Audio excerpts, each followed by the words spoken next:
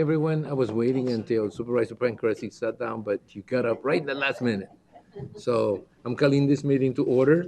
This is the regular session of the Yuma County Board of Supervisors and all taxing districts.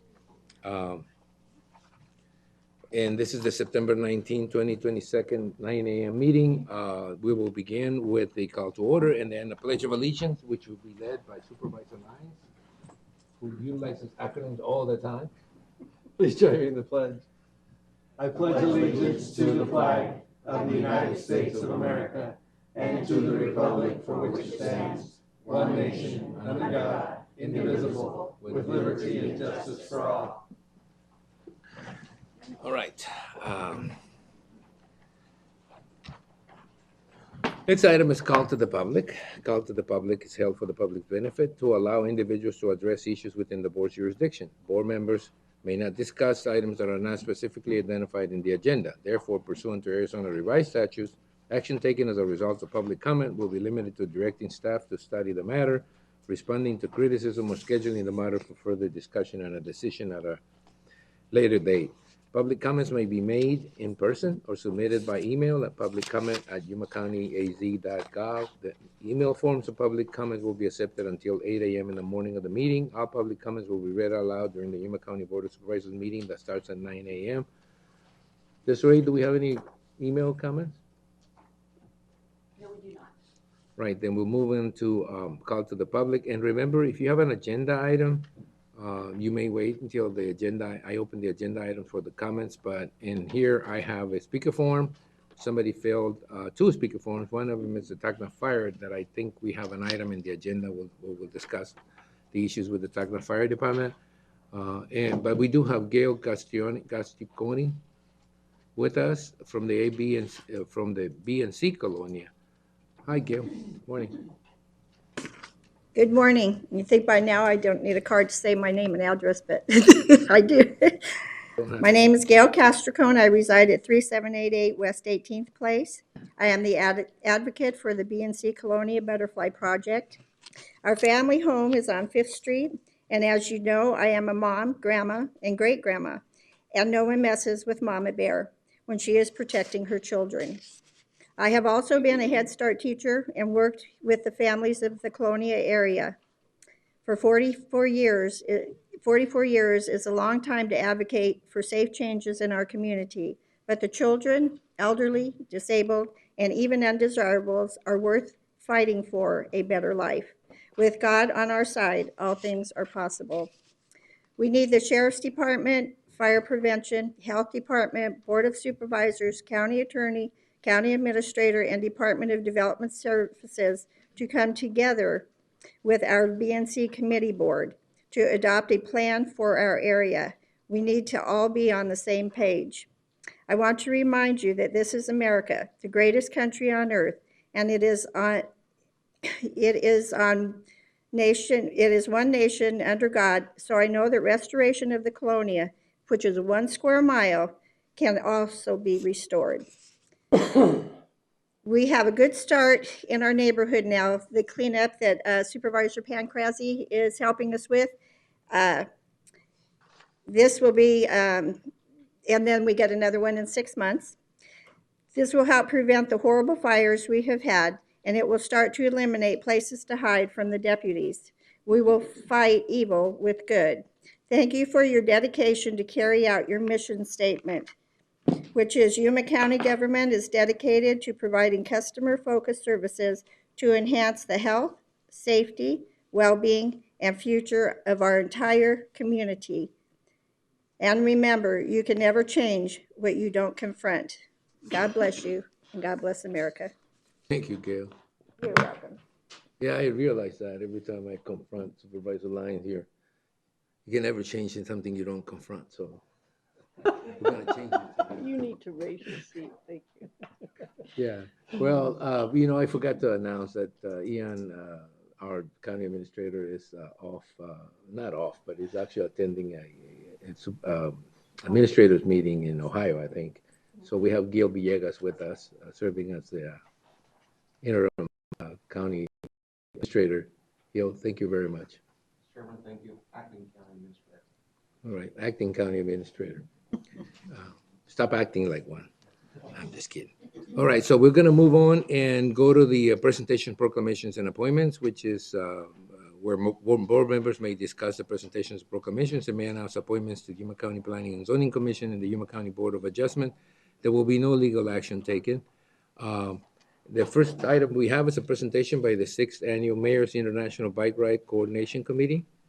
Is Arlene Galaviz here? Oh. No, she's not. Alex will do the presentation. Mr. Chairman, members of the board, good morning. I was pulled into this last minute. She's not going to be able to make it, neither is Mr. Mendes. So a few months ago, the county administrator asked me to serve as a point of contact for this committee and this event. So the idea is to invite you and the public to the 6th Mayor's International Bike Ride. They changed the name from last year from binational to international because now the tribes are going to be very much engaged in this event. So it's a family ride that's going to start on Yuma Civic Center on October 22nd, 2022. People can register there at 7 o'clock in the morning, or they can go to the City of Yuma website to do so. So they're going to have several stops, one of them being Cocopa. Then they're going to stop at Somerton, then the city of San Luis, and eventually they'll go through the border into Mexico, and they'll have a small celebration down there, pass out some medals, and hopefully have a lot of fun. We're having people from San Diego, Phoenix, and across the state of Sonora also joining the ride. So the invitation is there for everybody to join us for that event. All right, they need to keep changing the name, so this Mayors and Supervisors International Bike Ride, when they invite us. But, okay, we'll try. And it's a reminder to everyone, the reason it's called international is because you will be crossing the border into Mexico, so you should be prepared to have either your passport or some way of proving you're a U.S. citizen when you get back. Right, and Mr. Chairman, CBP, Customs and Border Protection, has offered people who are going to be part of the ride to come back through the Century Lane on their bikes from 2 to 3 o'clock that afternoon, if they wish to do so and not have to wait in line. All right, well, thank you very much, Alex, and we look forward to participating in it. Thank you, Mr. Chairman. Right, as I always say before I get off the call to the public item, I leave the call to the public open throughout at the meeting in case somebody shows up a little late, but there's someone here that didn't fill out a form but wants to say something in the call to the public. Her name is Jennifer Minrock? Okay, well, Jennifer, the floor is yours. Thank you very much. I apologize for that lack of form. I was just hurrying to make sure you all got a little handout. I spoke at your last meeting, and I tried to be as brief as possible. Before I start, I want to express an apology and a thank you to our recorder, former recorder, Robin Poquette. So she, in 2020, during the presidential election, I was panic-stricken about COVID and the fact that the post office was rumored to be slowing down. So I came before you and expressed my concern, and Robin was brought in. I know that she probably didn't appreciate me for that, but you suggested she might put ballot boxes out, and she did in a very short time. She put them all around the county with the cameras, and the election went, I think, very smoothly. People did not have a problem getting their ballots in. And I did not thank her. I just heaved a sigh of relief and let it go. And now here we are again. And I realized that that wonderful task that was wonderful is being dismantled. And I want to ask you to please consider putting it back the way it was that Robin set it up as. And so essentially, I've heard a lot of things. I was happy to find that the elections committee, supervisory or whatever committee, the notes came up from from March and June, or the minutes. So I was able to read up, and I didn't find much about security. I thought security was a big thing, and I know our former recorder had been sworn at a few times. I saw it in a small paper somewhere, and I know that she's probably sensitive, and anybody would be upset about that. So I thought, oh, it's a security issue. And when I went to the elections meeting whenever it was, last Monday, it was brought up by Ms. Anderson, the director, that some issues had happened in Maricopa, in specifically what, I think it was, I apologize because it's unclear to me, lawn chairs, people sat in lawn chairs outside of voter boxes. And I have passed many people protesting, and it hasn't felt threatening to me. I celebrate it if they don't agree with me. Now and then somebody will give a charged word or something, but I know how deeply and passionately people feel, and I think that's part of the power of our democracy, and I don't think that's a big security issue. I think that in Maricopa, again, I mentioned this at the elections meeting, it's a huge county. Their politics is more intense, much more intense. In Yuma, we have, it's like a trusting community. It's small enough. We're not afraid. I have no fear. We're lucky we have a new recorder now to replace Robin, who's a police officer. Our Yuma City Police, I've talked to them numerous times. They're wonderful. I have no fear. The drop boxes went fine in 2020. The one issue was, another thing that I thought is the harvesting. I think it was in San Luis, and it was taken care of because the system worked. It was caught on an outside camera, and it wasn't excessive. It was I think one incident. So the reason I had a third one, I'm going to have to leave it. Oh, the reason that came up in the June minutes was that San Luis was going to get it could have been the printing or the way it was worded, but there had been problems with the heat with the locks on the drop boxes, so they might have to pull it in. And that was in June, and my thought is get a locksmith. Don't pull everybody in. It's like one third of the hours we had available because locks are freezing or melting or what, I don't know. Please think of putting it back. It's consistent. It's reliable. It is safe. I would say if you ask a resident, oh, where's the post office? Everybody knows where the post office is. They know where their local box is. It needs to be that way for the drop boxes, and we have it that way. If we keep it that way, it will remain the same, and people will not have their ballots disqualified because they couldn't get to a drop box in time or find one or were late, whatever. In the March meeting, Mr. Porteous requested that more information be provided to the public about the drop boxes, and I didn't hear more about it, but I want to show you, and I know some of you didn't get, you should all have this handout, which is what alarmed me. I thought, oh, everything's fine.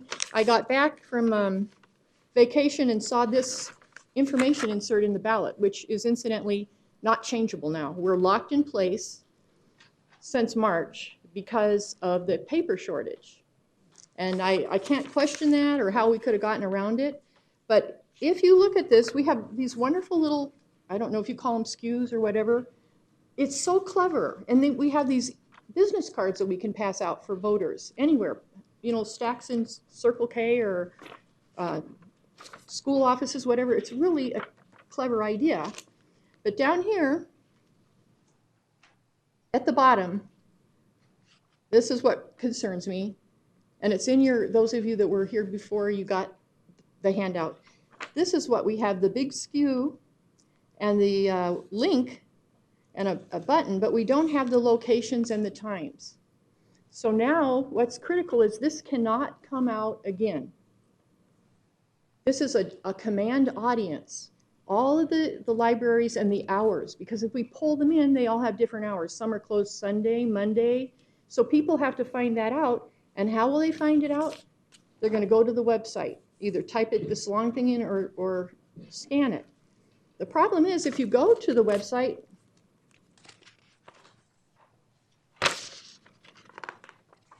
you get this. I just realized I didn't print this for you. This is what you get. There's no times up here. We've changed the times. We've brought them in. There's no indication. And down here in gray, and I apologize, I didn't think to copy it. In light gray, it says to check the times, go to this link, Yuma Library. if you go to that link, We get it, Jennifer. I think you made your point. Your point is, so let's there is take it no back. time on that link. But, So we're all right, looking at so- the public just confused. And it's not that they don't care, it's just becomes a chore to find out where are the drop boxes, get there and not find out that it's not 24/7 like it started. And But we get But it's it. We wonderful. get it, Jennifer. I think you made your point. And your point is, those boxes should be outside where people can go and drop it off at any time. Yes, the 24 way it hours. And I think we're was. gonna get an answer from the recorder later on, maybe, okay? But we got it. I mean, it's, yeah, I'm simple. glad to It's hear it, simple. I'm so glad to hear it. And may I just say that I didn't get, All right. I really appreciate being allowed to speak at that meeting. Mr. Simmons acknowledged me for 5 minutes. And I guess I'm just going to say that that's all. I think that thank you. Thank you for cutting me off so tactfully. Yeah, well, Yes. I mean, we got it. We got it since the first time. I'm having a panic attack and I can't think at this point. But Okay, thank you, Thank you. Jennifer. Thank you, We'll, Jennifer. I've seen you at the other meeting, so maybe it's thank me that I heard it so many times, but I get it. All right, so that, again, that will be left open, so if somebody shows up a little late and wants to make a comment, they can do so. We'll move on then to presentations, which we had a presentation, we had a proclamation. We had a presentation of the 6th Annual Mayor's International Bike, and now the chairman I will proclaim. I'll have the youngest member of the board proclaimed September 2022 as Falls Prevention Awareness Month in Yuma County. Supervisor Lyons? Mr. Chairman, you preempted me. I know. Proclaiming the month of September 2022 as the Falls Prevention Awareness Month. Whereas falls impact people of all ages in Arizona, resulting in personal and financial tolls that disproportionately affect Arizonans aged 65 and older. And it is estimated that 1/4 of people 65 and older will fall each year. And Yuma County is the second best in Arizona in the age-adjusted unintentional fall rate of hospitalizations by county in Arizona. And falls are the leading cause of injury-related deaths among Arizona residents aged 65 and older. And falling is not an inevitable result of aging. And older Arizonans at risk of falling need fall protection programs that can teach them specific everyday strategies to improve mobility, stability, and reduce fall risk. Now, therefore, the Yuma County Board of Supervisors hereby proclaim September 2022 as Falls Prevention Awareness Month in Yuma County and urge all older adults, family members, and caregivers, healthcare providers, first responders, law enforcement, and community partners to join the Western Region chapter of the Arizona Falls Prevention Coalition and routinely assess older adults, including our veterans and those with disabilities, for fall risks and strategies to improve mobility and stability to reduce falls. Got it. Thank you. Thank you very much. Is there anyone here to accept that without foul? Yes, Oh, Carol's there it here. is. There she is. So we're gonna go down and give her, hold on, would you like to say a word or two before we go there? Right? Sorry. Supervisor Prankharz says yes, so good morning. My name is Carol Brown. I'm with the Western Arizona Council of Governments, Area Agency on Aging. Long names. Also, I am the chair of the Western chapter for the Arizona Falls Prevention Coalition, and I'm happy to represent today. This is a huge concern for what we do at the Area Agency on Aging. We know that falls don't have to happen. It's actually one of our 3 pillars that we focus on that affect our older adults' quality of life the most. So this is a huge effort throughout our region, and in Yuma County, we're thrilled that this year we're going to hold our first in-person event. That will be out at a TiVo Assisted Living, and we are going to be providing education, activities, presentations, and we really want the public to come in and start hearing the truth about how you can prevent falls. It's not as difficult as folks think it is, and you don't have to fall. So many times they just don't have the tools in their toolbox to know what to do. So we're hoping folks will join us this Thursday, which is actual Falls Prevention Awareness Day, which I'm going to ask you, do you know why Thursday is Falls Prevention Awareness Day? No. No. It's the first day of fall. Somebody on the national level thought that was a great idea, so thank you. If you can join us, 9 a.m. to 3 p.m. Carol, there's also a way Be to careful, fall so don't you fall. don't hurt yourself. There's a way to fall not hurt, not break your hip and all that kind of Yes, ma'am, correct.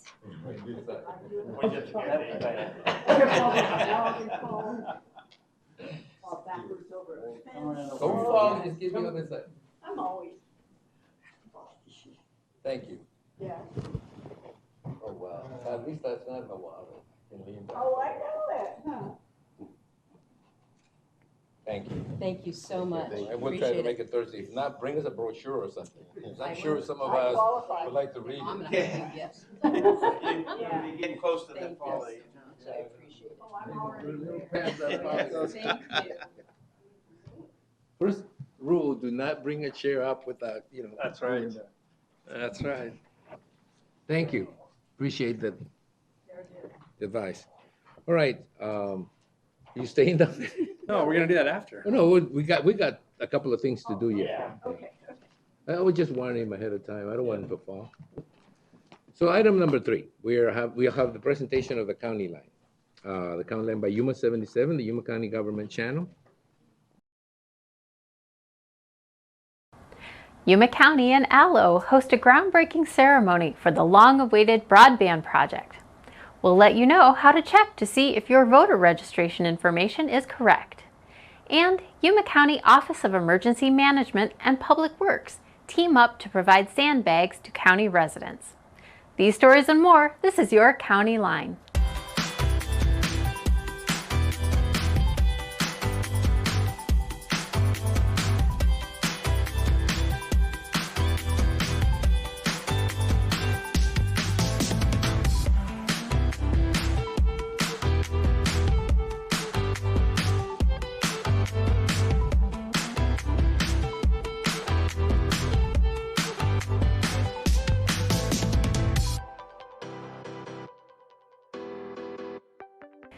Years of planning will soon yield 140 linear miles of broadband backbone to provide reliable, high-speed internet to the county's communities.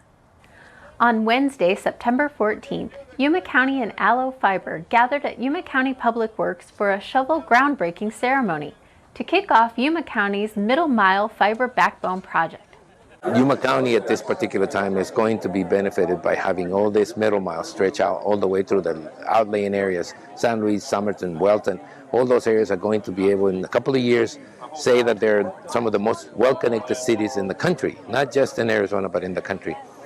This kind of infrastructure, fiber infrastructure, is the latest in technology, and it will serve us well. Funding comes from money set aside from the American Rescue Plan Act and a grant from the state's newly created Arizona Broadband Development Grant Program. The goal is to provide everyone in Yuma County with access to fast, reliable, and affordable internet service. The 2022 general election is just around the corner, and here are some things you can do to help with the voting process. We want to make sure you are correctly registered to vote by visiting my.arizona.vote, finding your voter registration record, and verifying the information is accurate before the general election in November.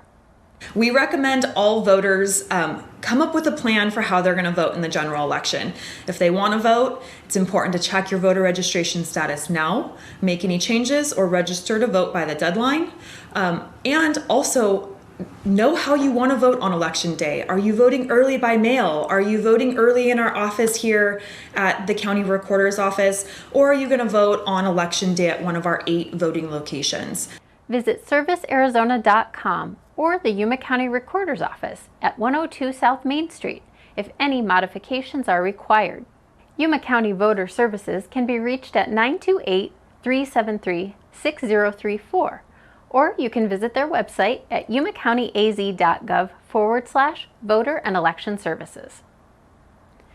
Yuma County Office of Emergency Management and Yuma County Public Works teamed up to provide sandbags to the community.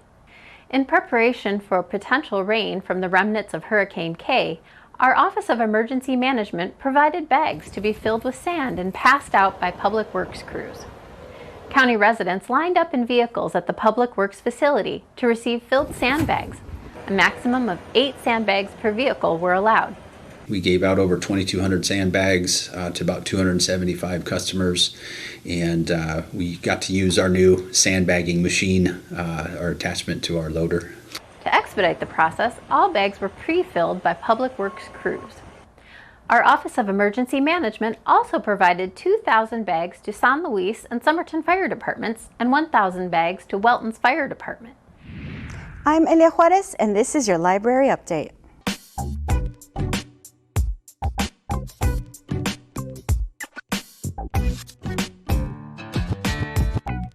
You ever notice those little bookstores that are in some of our library branches? Those are the Friends of the Library, and we're celebrating them this month. October 16th through 22nd is National Friends of the Libraries Week. So what exactly are the Friends of the Library? Well, they're a nonprofit group that raises money for library programs by selling books and operating the bookstores that you might have seen at some of our locations. So every time you purchase from them, you're actually helping the Yuma County Library District with programmings such as summer reading and all of the special guests that we bring into you every single year. To learn more about the Friends of the Library or any of our amazing programs that they help fund, make sure you check out our website at yumalibrary.org. Before we go, the Yuma County Public Health Services District is now offering seasonal flu vaccines. Seasonal flu vaccinations are available for all individuals 6 months of age and older. The cost is $25 for adults and $10 for individuals 18 years and younger. Medicare Part B, Access, and private insurance are accepted upon presentation of card. For more information, visit yumacountyaz.gov/flu or call 928-317-4559 to schedule an appointment. Thank you for joining us for this County Line. We'd like to know of any story ideas you may have. And if you're looking for stories we've covered in the past, log on to our website at yumacountyaz.gov/VOD. We'll see you next time on County Line. That's nice. That's good. That was a good report. All right, we'll move on to the consent calendar, where items listed under the consent agenda will be considered as a group and acted upon by one motion with no separate discussion unless the board member so requests. In that event, the item will be removed from the consent calendar for separate discussion and action. Does anybody want to remove any items or move any items up for discussion? One, number 10 moved up. If nobody else wants any other ones, I would entertain a motion to approve all items with the exception of number 10 as presented. Mr. Chairman. Good. Motion and second to approve items 1 through 13 with the exception of item 10 from the agenda, from the consent calendar. And on those items as presented, all those in favor of the motion signify by saying aye. Aye. Anybody opposed? Motion carries. Item number 10 is for the recorder. It's elections for the November 8, 2022 general election. Appoint election board workers to the vote election center. Accuracy certification and early ballot boards presented in Exhibit A, and authorize the substitution and additions that may be necessary by the election service director. We do have a lot of information. We just want to make this a public type situation so that other people will find out what the process is. So if the county recorder is here, can you come up here, Richard? Or someone from your staff to explain, there you go. To explain a little bit what's going on, what's going to happen. Morning, Supervisor Reyes, board members, county staff. I'm Rick Caldwell, the county recorder. I figured there might be some questions on this. So I've asked Kika Guzman, who is our election services coordinator, to explain the process since this is her area of expertise. Kika? Good morning, Chairmans. Good morning. Could you explain to us what the process is, what's going to happen? For the board workers? Yeah, well, the board workers for the election are just names that we, that have been vetted by you all to serve in the election boards and to serve on the vote center, the election day. But I'd probably like more of an explanation of what happens with the accuracy certification. What's the process to certify the accuracy of, I think this is machines, right? Yes. Voting machines, what happens? When we certify our machines? Yes. So our Secretary of State comes in and they test our audio and our ballots, make sure that they're all tabulating correctly, and the ballots are set as the way they are. So do they run ballots through and count them and then count them manually Yeah. to check and see that they're They accurate? don't count them. They don't count them manually. They do have a set of results that they have put in through their machine. They come down to our location and they run those same ballots through the machines, and then they get their results from there, from our machine, and then they match them to the ones that they have submitted. So it's a process whereas we check the accuracy of the voting machines for the ballots that are fed through them, Right. right? Correct. So they do that every election? Every election, yes, before early voting begins. Okay. Anything else? No. Any news on the side of where the boxes are going to be located? Sure. We had a meeting of the Elections Advisory Committee last week. Supervisor Simmons, you were there. We talked about options as far as the ballot boxes go. One suggestion was made to ask the library to leave their lobby open during the 27-day early voting period, or at least leave them open the night before, the day before the election. I met with the library director and their deputy director last week and posed those questions to her. She was not receptive to that. She didn't want to leave that front door unlocked. She said she wouldn't be able to set the alarm. She'd be worried about people coming in there during the nighttime hours, staying in there. So the third option we talked about was we have 2 ballot boxes downstairs in the old building that are not being used. And we decided to put another one outside the library in San Luis and outside the library in the foothills. Those will be accessible 24/7. And the reason for that is those are where the big numbers come in. Mm-hmm. Besides the city has one right here in front of the recorder's office. If we have one in San Luis and one in Foothills, we felt that was hopefully a good resolution to the problem. And they agreed to that. We're working on getting those out there and installed. We'll be doing press releases to educate the public that they're out there. So additionally, you're adding more machines and basically, technically, you're adding them outside the library. Say it They again. will all be, I said, you're basically addressing the issue of access to them by adding a couple of more Yes, drop boxes that will be available 24 hours to us during the period of voting, early voting. we'll still have the 5 in the libraries. We just add more. We're just adding 2 more outside the library, so they're accessible. And there was some discussion on, moving them to different locations besides the library. But it makes it easier for us on election day when we go to retrieve the ballots, if they're both in the same location. But look, I know that the attorney's looking at me ugly because he knows that we can't discuss something that isn't in the agenda at length. So just wanted to get sort of a report what's going to go on. I don't know, if you're going to ask a question, go ahead, but. Don't you pick them up every day? We pick them up, not every day. We pick them up on a regular basis during the early voting period. Not every day. The question was accessibility, and I think you are addressing the question of accessibility by having something that be open 24 hours a day. Now, there will be cameras installed to oversee that, because it's a requirement of the state law, if I'm familiar with state law, that they be under camera 24 hours a day. And they will be. We verified that. Should we hear from the attorney before I ask my question? No, because if you hear from the attorney, you won't be Very able far to ask your beyond question. appointing the members Okay, for these boards. give you a chance. All right, thank you very much for that report. I know you want to say something, Jennifer, but okay, ask. I just wanted to ask. Come up to the mic, You gotta come Jennifer. up to the mic. Oh, I have to, I apologize. Yeah, and remember, you gotta stay on subject, and the subject was certification. I'll face this way, but what is the real reason? Why are we changing it? Why aren't we having them all outside? I feel I think that's so explain important. that, Jennifer, and I don't think we can get into discussion like that. The attorney's looking at me ugly because I even opened up that. This is subject. call to the public, Mr. Chairman. You can't respond. You can ask. They can't respond to your questions. They can ask staff to. Related, okay, apologize. But you can ask it anyway. Why aren't they all outside? What caused him to move, am I, Lynn? We can't answer right now. Okay, you can't ask it, you can't answer. Why in the world are we fixing something that was working so well? I would love to know, maybe somebody could slip it under my door or a little note in the mail. It worked. It seems like there's no problem with it. Why are we complicating it? Please, thank you. I wish somebody could find that answer for me. Thank you.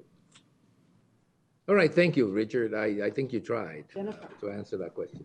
Wait until we decide on this, before you guys leave. Richard, we haven't even voted on the item yet. You better wait until we vote on it. You don't know that yet. We haven't voted on the item.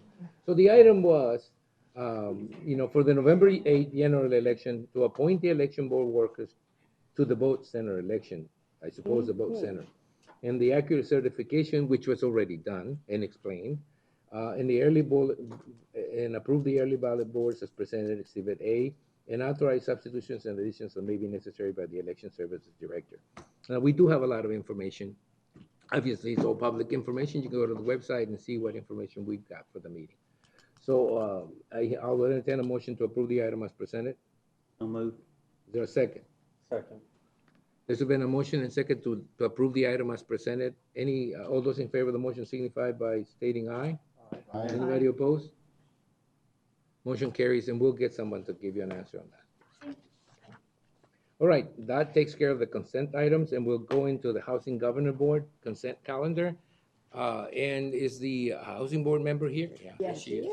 Now you can bring in a chair. And We'll now move I'll yours get this down way. and move out of the way. Why don't you move her chair this way, and then we just put the other one Yeah. on the edge. Oh, what a good idea. That's why he's the chairman. Yeah, well, the fall is prevention thing. There we go. All right. Good morning. If you don't mind sitting next to me? No. Oh, you mind sitting next to Jennifer?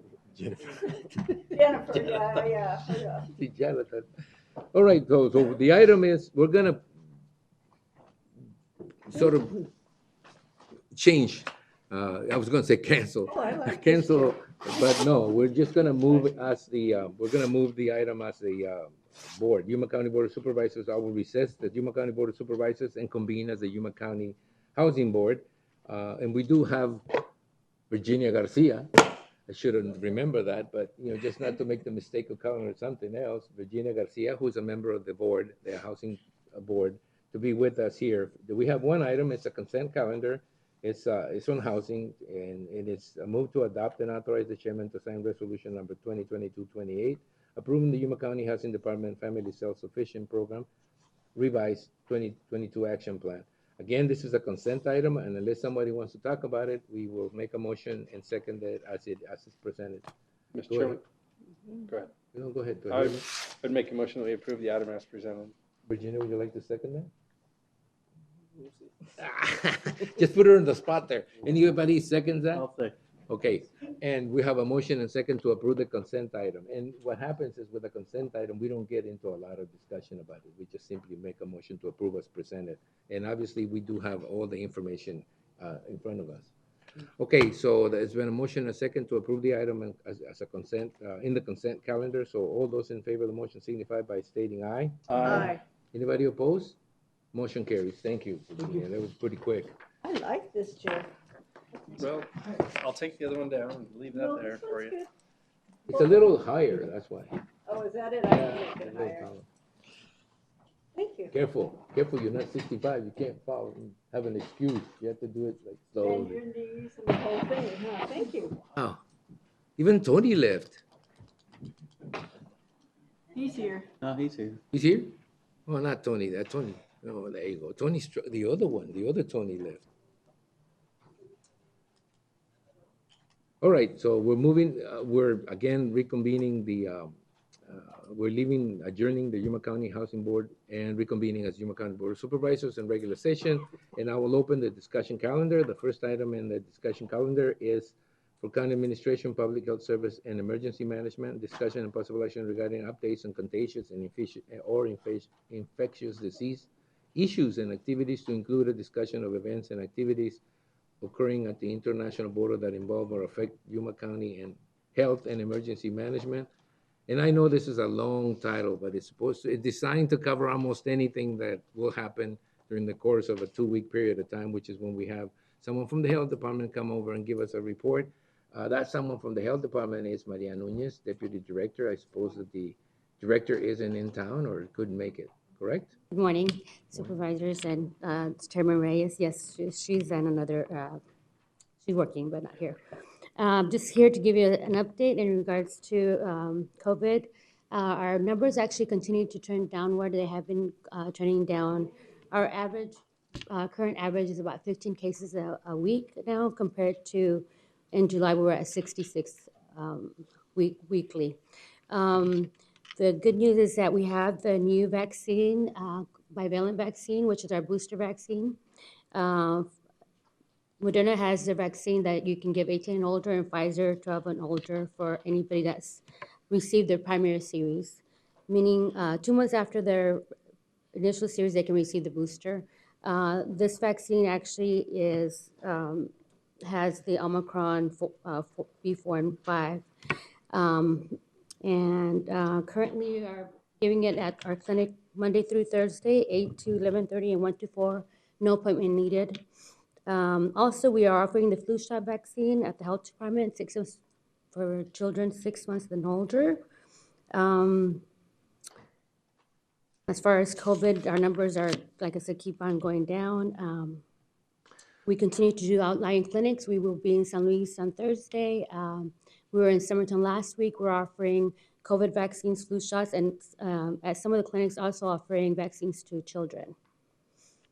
Before you move on, just to make sure that it's clear, if you're going to get that booster vaccine, the new one, the one that just came out, the hybrid one, you need to have been vaccinated prior to this. Yes. There's no way you're going to get it the first time. No, this is just a booster. And you have to have proof that you were vaccinated before. So, yeah, so bring your card. And also, we have a system where we can look it up and to ensure that if you've had it before. Yes, so this is just a booster vaccine. That's And all the it flu is. shots, are they by appointment here in the? So right now they're by appointment, but usually you can get in within 1 to 2 days. So it should be, if you call in, you should be able to get it within the week. Right. So you are giving COVID booster vaccines without an appointment? Yes, those you can just come in. So you can just come in. But the flu shot, normally you should make an appointment and it has a cost, $25. So yes, 10 for children, 25 for adults. And the- then and we the can bill your children- insurance too. And the children have to be 6 months or older, Mhm. no babies. No, nobody under 6 months. Okay. Nope. All right. Anything else? Question. Mhm. Sure. I have a question, Mr. Chair. Mhm. How long do you have to wait from the last booster till you can get this one? 2 months. 2 months. Yes, so if you receive 2 months prior, it has to be 2 months. And it's just one booster, it doesn't matter how many you've had. Some people have had 3, 4, depending on, their recommendations, but it's at least 2 months from your previous booster. Okay, thanks. All right. Anything else you want to announce? I mean, the one in San Luis, the one you take into the outlying areas, that is an open one, right? You can Yes, get it. anybody And can for come the in. $25 shot, the flu shot, you can get it paid by Medicare Part B, or you can get it paid by the insurance. Yes, so we can bill your companies. insurance, and we don't refuse anybody for the inability to pay. All right. Any more questions? Well, this was easy. I was thinking of a harder question to ask, but I couldn't come up. Thank you very much, Maria. All right, then we will move on to Tony. Yeah, I see Tony is in the background. So, emergency management. I see you're still wearing your mask, so. Still wearing it, yeah. Tony Padilla, Director of Emergency Management. I really don't have anything to add to that. Continue to monitor everything and just keep you informed of any public health crisis or any issues. Nothing has developed, so happy to report that. All right, well, Tony, that's good. It's one of those few items in the agenda that's gone really quick. Thank you. And that would take care of item number 1. We'll go to county administration, and it's discuss upon partial action to authorize the chairman to execute the termination agreement with the Bureau of Reclamation to allow the Yuma County Airport Authority to become the licensee to the Raleigh Airfield license and to send a letter of support regarding the transfer of control of Raleigh Airfield from the county to the Yuma County Airport Authority. I know Gladys, oh, there she is. Oh, that was quick, Gladys. I looked up and you were there already. So I know you have a dreaded PowerPoint presentation ready for us, so we'll see it.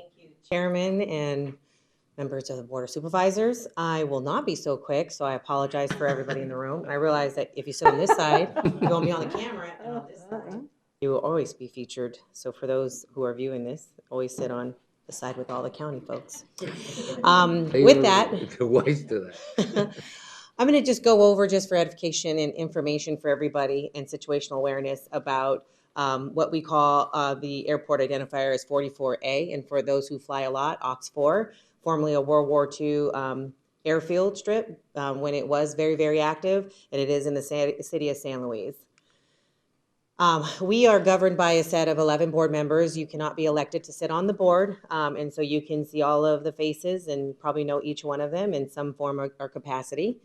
And again, these 11 represent all of the action taken at the Yuma County Airport Authority.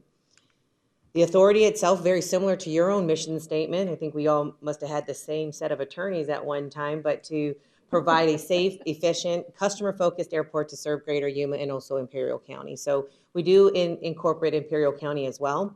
We were established in 1965, and the biggest thing was just so the airport wouldn't go away for those who flew recreationally, and also to support our military services. The biggest thing is to engage and educate our community, and then have more areas that are safe for those to fly. Again, our biggest thing that we want to do in the eyes of safety is to promote a very business-friendly environment. For Raleigh Airfield, of our key strategies, you'll see it in red here, which is stay abreast of community growth and needs by partnering and or leading with community for economic development. So I always say airports are not economic engines, they help the economic engines, and they're a part of that growth and potential. We do market both airfields, and we also look at what is the potential both locally and then internationally, and then nationally too, what services we can provide. So just to, again, be very quick about what we do and who we are. Because we have Yuma County in the name, sometimes it throws folks off, but we're not a municipality-ran airport structure. We are an independent, not-for-profit corporation and recognized by the Arizona revised statutes. Again, it also does have some governmental component and unit. So a lot of the times we work with your attorneys. We have in the past when we had some key issues in litigation. So very fortunately, we all have that opportunity. And the reason why this is back on your agenda is because of some of the legal components of the agreement itself. Our airport, of course, goes by federal, state, and our capital reserves is what helps support both airports. We don't collect taxes, and we're not a taxation authority. We are self-supported, and then again, Yuma County as a whole, this county is actually our landlord, so I try to explain. We're a sponsor of that property, but the actual ownership of the land is Yuma County. With the airport down in San Luis, it is the Bureau of Reclamation under a lease today with the county. The county then looks at the airport authority to go and oversee that property and to safely operate it. In 1973 is when the County of Yuma asked the airport authority to manage Raleigh Airfield as its agent. So those words can be very confusing in the federal side, but luckily right now we only deal with the state component. But the word agent versus sponsor, so technically right now in the way it is, the county is technically the sponsor, and then we act as your agent. In order for us to accept future funds, we need to be the sponsor, even though we may have ownership of the land with somebody else. All right, let me get this right, so you'll be impressed, Mr. Reyes. So actually, it is not on Cesar Chavez Boulevard to the south. It's actually Juan Sanchez because of the way the conveyance works there with the alignment of Avenue D, which is offset with Avenue E. D and E on the south kind of turns back into Avenue D. But technically where it is to the south is near Juan Sanchez, in which it changes to the west, which is Cesar Chavez. But either way, if you looked at the alignment, we're on the west side of Avenue E, on the east side of Avenue E, and on the west side of Avenue D, right in between. 640 acres, again, owned by the U.S. government, managed by the Bureau of Reclamation. It's always fun again. And constructed in the 1950s. I'm doing this because I do want everyone to know that the Board of Supervisors, I did have some reach out to me and say that this was very beneficial for folks that needed to understand that airfield. All right, there is no Juan Sanchez anymore. Cesar Chavez replaced Juan Sanchez. Are you sure? Because I went through this a million times. I am sure. Okay, we want to double check with your city folks. Hey, Cesar Chavez, yeah. I do say that, but I've been corrected a couple of times. Oh, okay. Juan Sanchez. It was Juan Sanchez. It used to be called Juan Sanchez. Correct. It's now Cesar Chavez Boulevard, but it was Juan Sanchez Boulevard at one time. Absolutely. All right, cool. Just want to make sure the families know I said both. All right. Just letting you know. But I believe you for sure. Oh, look at it. Oh, yeah, because I made sure I put that on there because you usually get me, Chairman Reyes. So I made sure by past experience to do my homework before I came in here. Avenue B, Cesar Chavez Boulevard, up to the north is Raleigh Airfield at 640 acres. And this is important because the plan that we have to go to connect E to county, what is it, 23rd? Correct. It's going to either bypass it on the east or the west, but It's going to be the east, and I'll show that to you. Again, a nice thing is that we've been able to work with all of the city officials and their partners just to ensure that with staff that we have all of the right information. Also, they know where the authority stands for support. So before you move on.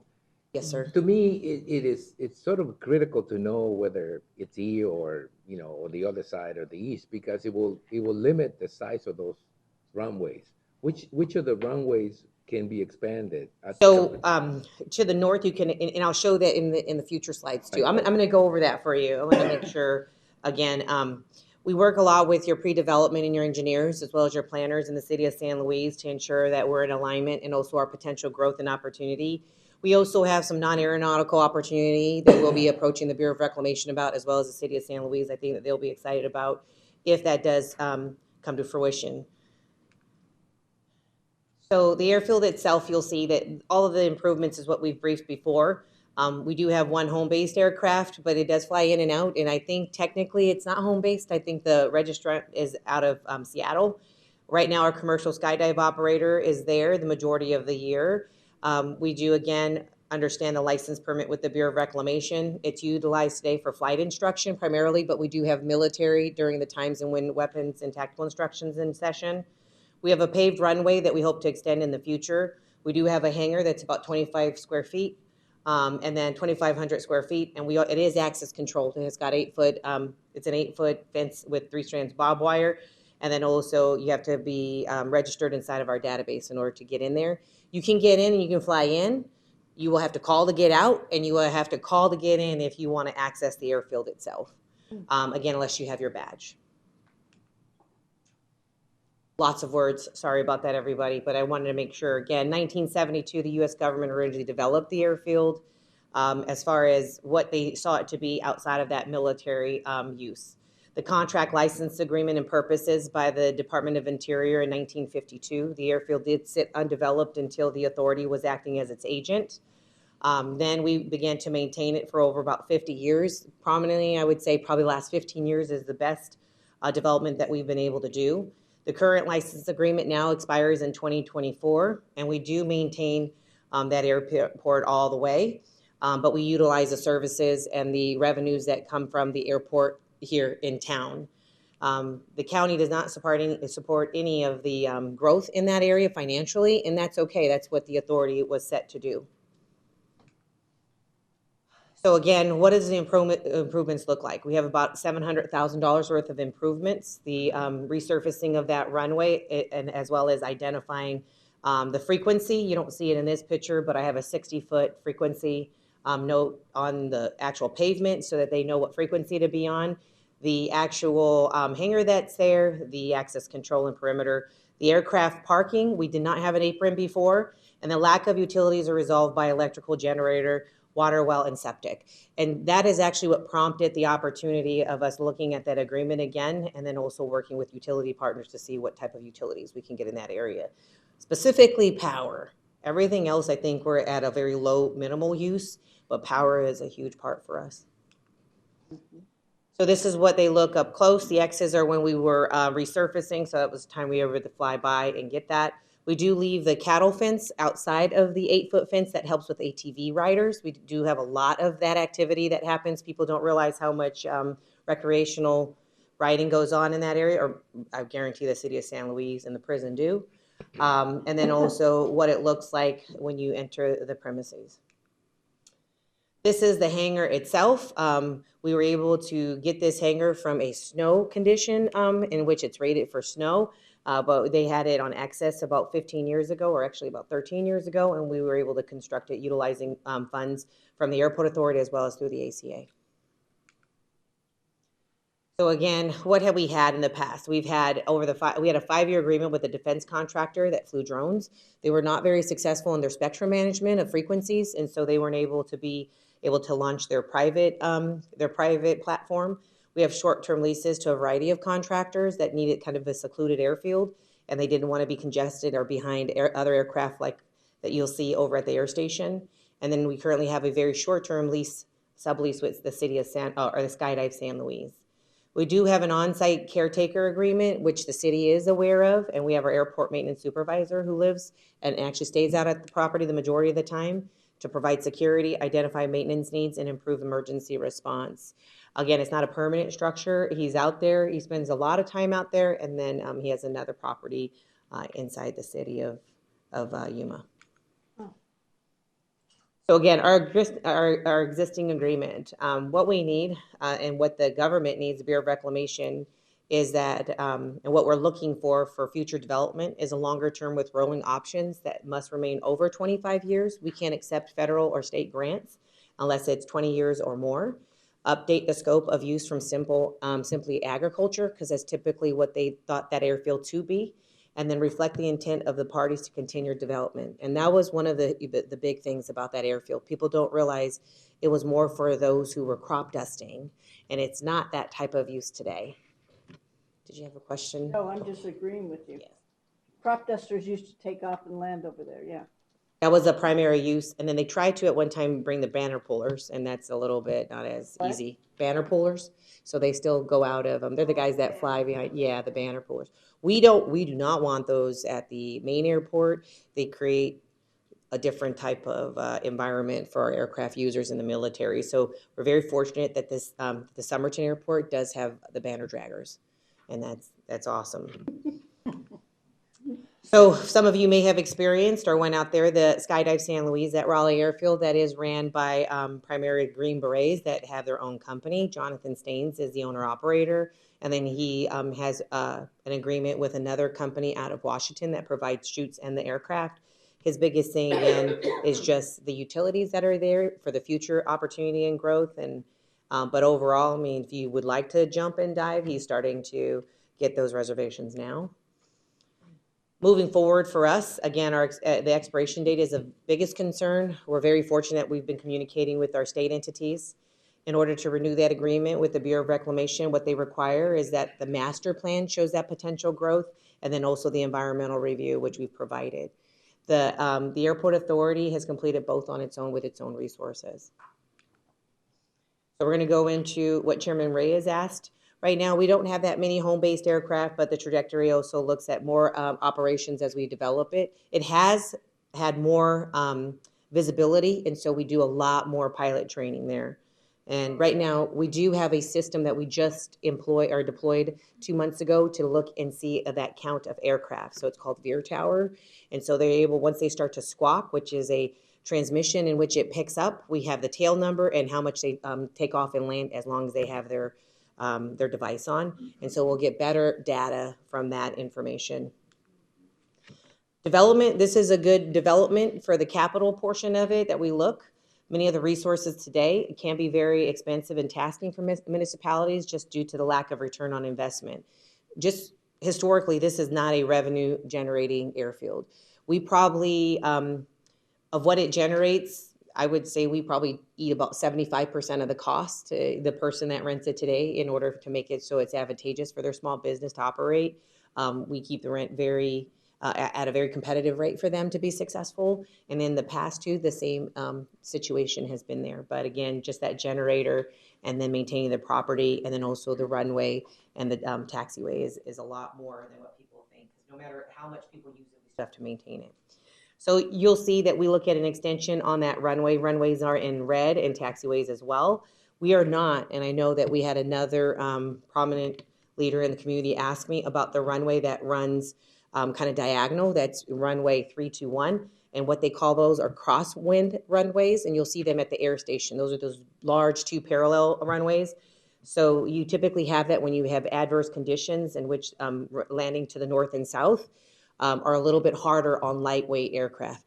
My thing is if the wind condition is very rough, they should just come over to our airport. We don't charge landing fees or tie down fees, so they can always put their aircraft there temporarily. We'll figure out how to transport them to get them into the city of San Luis. But to go and try to rehab that runway 321 is not to the benefit of our community overall, just because of the amount of non-usage since the 1950s. That has never been touched. You would barely know it's there the way it's overgrown. So again, here's kind of what we're looking at. Parallel taxiway and extension up to the north can extend to the south because of runway protection areas and also that boulevard that's there. Development and economic growth on both the west and south have to be monitored. And then that potential non-aeronautical user does require no residential within 1.5 miles. If not, they will pull off their site selection team in a heartbeat. And actually, because of the way the land is populated and also the company to the north, I think that they would be a very good match, but they also would be located in the far northeast corner of that parcel acreage, or that acreage for us. And again, we're still doing the background, and we are under an NDA for that company. Overall, right now, the hangar space that we're looking at in the apron, it's very good for smaller platforms. In the past, we thought this would be a very good unmanned aerial system group for smaller UAVs. But of course, we're looking at more of the lightweight, what they call design group, and that's a 12,500 pounds and under. But we also can take smaller corporate jets with that length of runway in the future.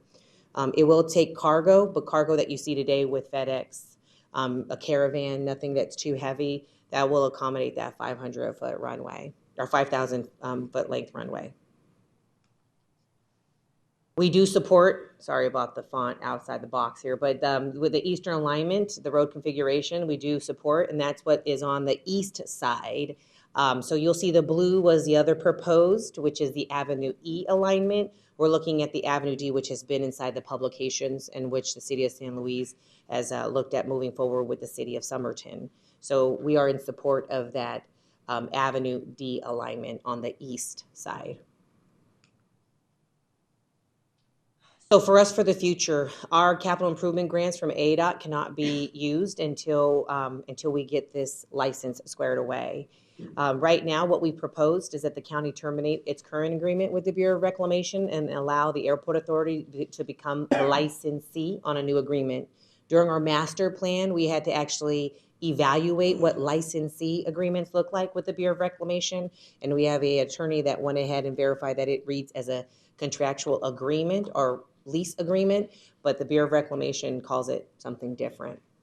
Again, the Bureau of Reclamation has agreed to this as long as the county agrees. The county has inquired about the city of San Luis's opinion on the issue, and we've been very fortunate through a lot of process and meetings that the city of San Luis has provided a letter to the county that supports their Yuma County Airport Authority to take over that licensee agreement. So what do we have today? We've both enjoyed a very successful management of both airports by the Airport Authority for over 60 years. The management of the airport does not cost the city or county anything. Again, we're a significant driver of the economic activity, so we are not an economic engine by any means. We also have the inherent risk of operating an airport. The Airport Authority provides a significant barrier of liability to the city and county, which your county attorney would agree. Thank you very much for all your past help. And then also that the YCA management of the airports has resulted in over $50 million in capital improvements since its inception. That's between both airports, Yuma International Airport and Raleigh Airfield.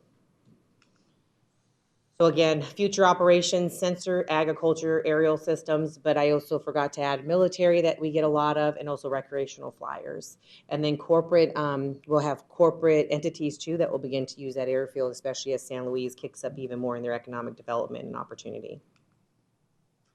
And those are some of our past users and folks that have asked for it. And with the Spaceports program coming and being led by the Economic Development Corporation through Julie and her team, I do believe you'll see additional players in the game. We're not necessarily a hub for that spaceport, but we're an integral part of the launching portion of it, and the recovery is different than then coming back into that airfield. Again, general aviation private access to South County is one of the biggest things and opportunities we see. Corporate decision makers do not fly commercially. I'll be honest with you, the ag tech company to the north that operates that biosolids group, he actually flies in and then does his business and flies in and out. And so he actually doesn't drive a lot of the times if he has to go from point to point and up to his other counterparts in California. Government agencies do fly in and out of there, municipal officers, and also border security, and then also our military. Our mission from the Airport Authority side, again, to promote and foster civil aviation, to work every day to improve and expand the only public use airfield in San Luis, Arizona, and then private investments in South County aviation at no cost or obligation to the city of San Luis, and in partnership and in alignment with their general plan is a huge focus for us, as we are very fortunate to have Jenny sit on our board and provide that information, but we really do work well with their planners and engineers. And then again, what's our mission and what we're committed to? Economic growth and business opportunities, to marketing our assets and highlighting our community support. Focusing on industry demands and changes is one of the things in which I make sure I do regularly, including engine manufacturers, safety and security of both airports, health of our customer stakeholders and team members, and then again, customer service is huge for us because that also goes hand in hand with safety. With that, I am very open to any questions or clarifications. Oh, a couple of comments. Hold on, a couple of comments. First of all, I want to thank you, Gladys, for being so receptive to the questions when they were made and the almost demands that we made for some of us, at least, to sit on the board. Jenny was appointed to the board. We used to have a member on the board. I think the county did. I didn't see anyone there, but you know, there's a process to get there, and I suppose we have to follow the process. But I wanted to make sure that the city of San Luis had a say in it, and the moment they sent their letter of support, and to me, that was the biggest barrier was them complaining later on that they weren't taken into account when this decision was made. It is a big decision. I've been here long enough to remember doing the same thing for the Department of Defense on the, what is the acronym? MCA's UMA. So again, thank you very much. You've been very receptive. I asked again for the letter of support from San Luis. They gave it to me again. You've taken almost every argument and made it successfully to apply in this particular case for us to sort of relinquish that lease and let you guys have it. I mean, when I say you guys, I mean the Airport Authority have it. You've done an excellent job in managing so far the growth of the airport and the difficult times of COVID and the resulting painful situations we had to deal with. You've done an excellent job, a great job, and it's a credit to you that you're actually standing here waiting for us to make this decision. I think somebody else might have given up some time ago. Thank you very much for the presentation. It was great. Supervisor Pinecrest? Gladys, is there room for you to grow? There is, and so again, just like at UM International, I think the growth itself has to be within a footprint and compatibility usage, right? So for us, the potential growth is just-in-time material, lightweight cargo, which can be provided to manufacturers, the maquiladora side portion of it, so that you can be able to establish even a foreign trade zone of those smaller components that you can look at. So binationally, I think it's a benefit to the city of San Luis. The other portion of it too is to train more pilots, right? So it can be utilized, especially if they do not need instrument visual restrictions. If they are able to fly IFR, which is just by visual, or VFR, then that's an excellent place in which a company can go and begin to provide those services. Again, what's tough is they need a VFR, or an IFR airport, and that's usually why they want to be at the big airport, but that's tough with the military side. The other portion, just so everybody understands in the legal of the discussion, is because we have assets that are in there. And so what happens on reversionary clauses? And so I think that was one of the things that we needed to clarify too, especially in new agreements moving forward, is what does that look like for the Bureau of Reclamation and for the county and for the Airport Authority? And I believe that we were able to work through that inside of just the legal documentation and understanding, even currently today, as the county did hold the lease of the development that's happened thus far on that property itself. So that was a big part of that. And Mr. Chair, and Gladys, have you worked with BOR to get a longer than 25-year lease? Yeah, so we're right now already in discussion. The biggest thing is we're trying to change it from simply agriculture. I think that was something that we need to discuss with them. Most airports don't have that preference. They have aeronautical and non-aeronautical usage, and that airfield and that parcel, or that 640 acres, will be beneficial to the city of San Luis to have both aeronautical and non-aeronautical usage. And so that's something that will be in active discussion with the Bureau of Reclamation. I think it would be great too for the amount of business that can happen that's non-disrupt, that's very low as far as disruption to the airport and potential growth. And then also just their footprint and even their expansion opportunity in the future. That's a non-aeronautical side. On the aeronautical side, we want to kind of maintain the north-south runway.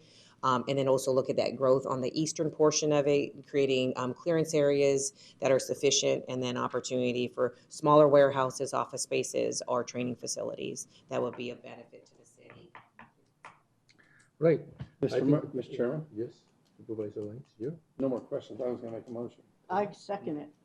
There's been a motion and a second to go ahead and I was gonna support read the whole transfer thing of for the leave. benefit of our attorney, but that's okay. Read it, it's fine. I don't know, the attorney needs something to keep him awake, so read it. Mr. Chairman, I make a motion that we execute the termination agreement with the Bureau of Reclamation to allow the Yuma County Airport Authority Incorporated to become the licensee of the Raleigh Airfield license, and B, sign a letter of support regarding the transfer of control of the Raleigh Airfield from Yuma County Airport Authority Incorporated, et cetera, et cetera. For the et cetera, it's not in the motion, but it means we will continue willfully through the process. Second that.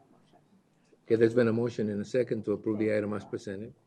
Any more discussion? If not, all those in favor of the motion signify by saying aye. Aye. Anybody opposed?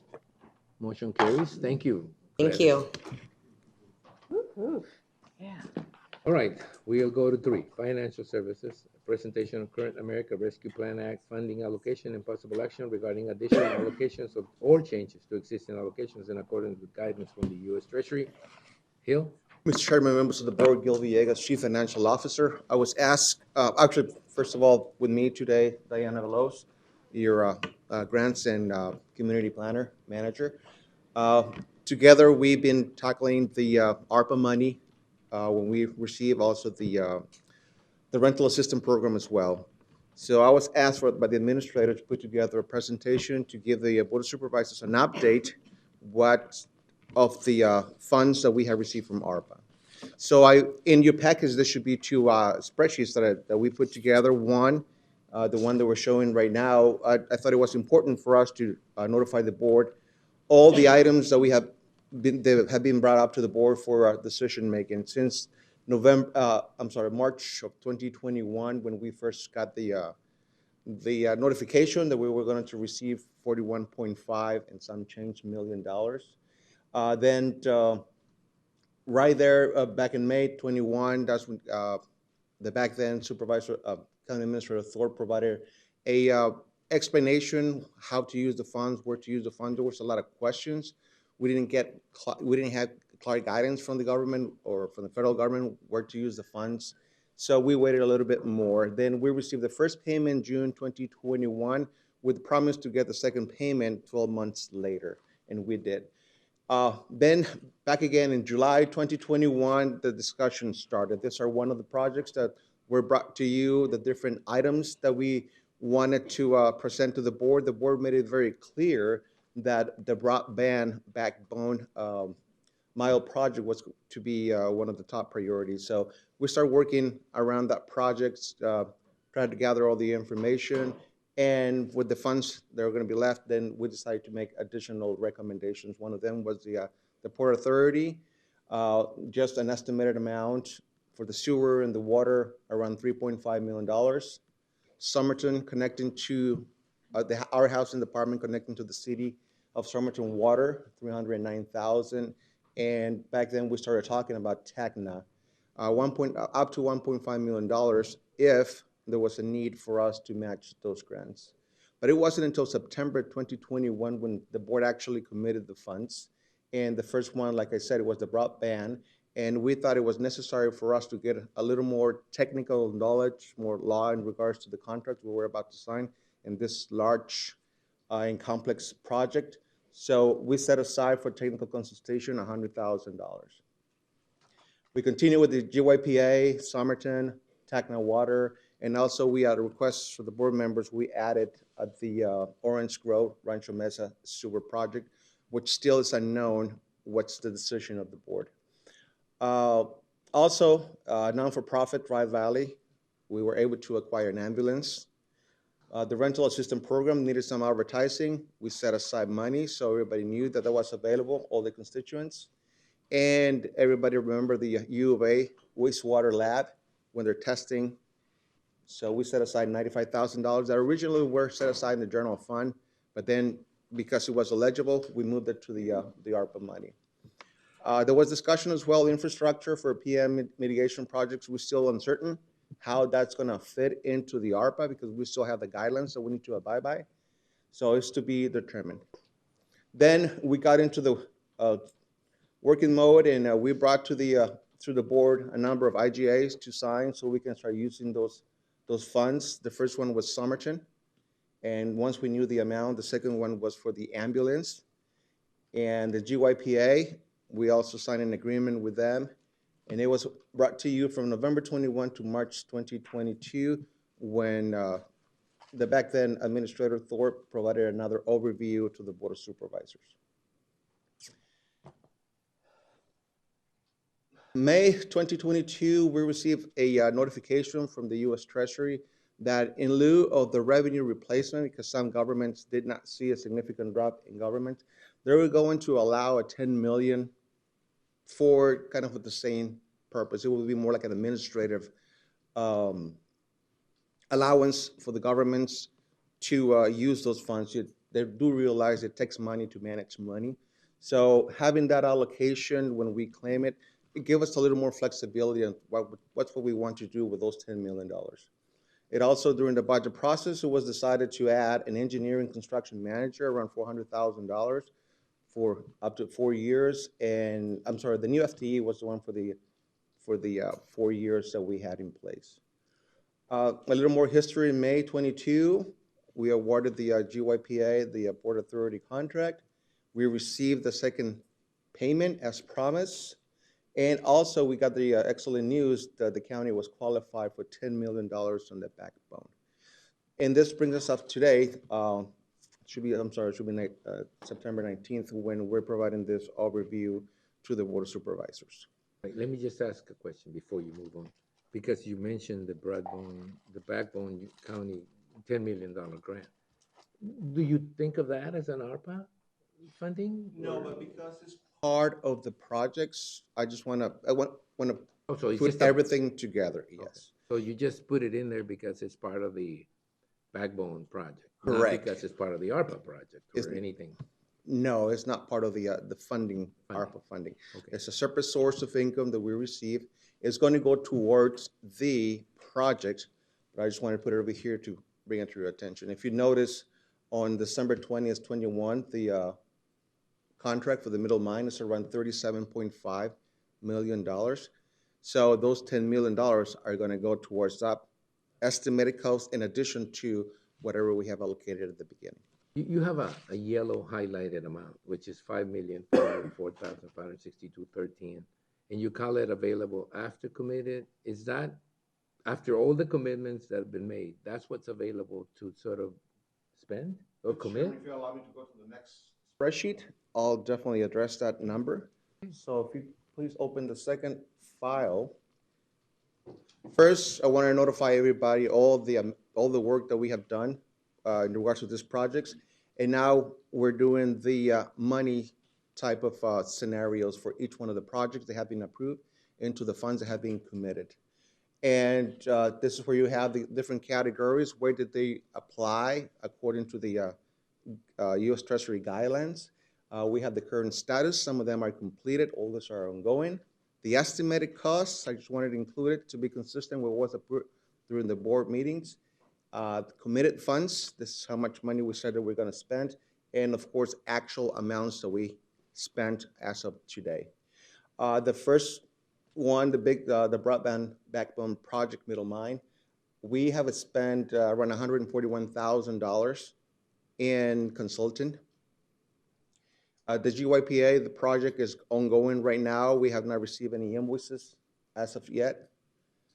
Tacna Water System grant shortfall, if any, we decided to move $100,000 because their expenditures are going to start to come in. We need to have some seeded money in because we don't want to issue any registered warrants to pay any interest. We have actually, we're still waiting for an invoice for the non-for-profit, the Tri Valley Ambulance. The rental assistance program, spent a little bit of money advertising, but that's still available. The Somerton Housing Connection, it's already been paid, it's already completed. And the U of A wastewater lab, I apologize for the typo that came about. The $95,000 has already been paid. And also I have included, like I said, our selection of the $10 million. Yes, if we go to the committed funds from the $41,525,619 that we have received and the commitments that we have done, then it would be $5.5 million. But I want to bring to your attention the Yuma County Revenue Loss Administration, $10 million. We have not identified a project for that as well. So I just want to say that it's been earmarked for that specific function. Hopefully, that will give us, like I said, a little more flexibility, which projects we can use. Well, if you keep calling it the Yuma County Revenue Loss Administration, you're not going to get many arguments to go ahead and set aside some funds for that. We need to call it something else, like overhead or something that. I'm just consistent with what the U.S. Treasury told us to call it.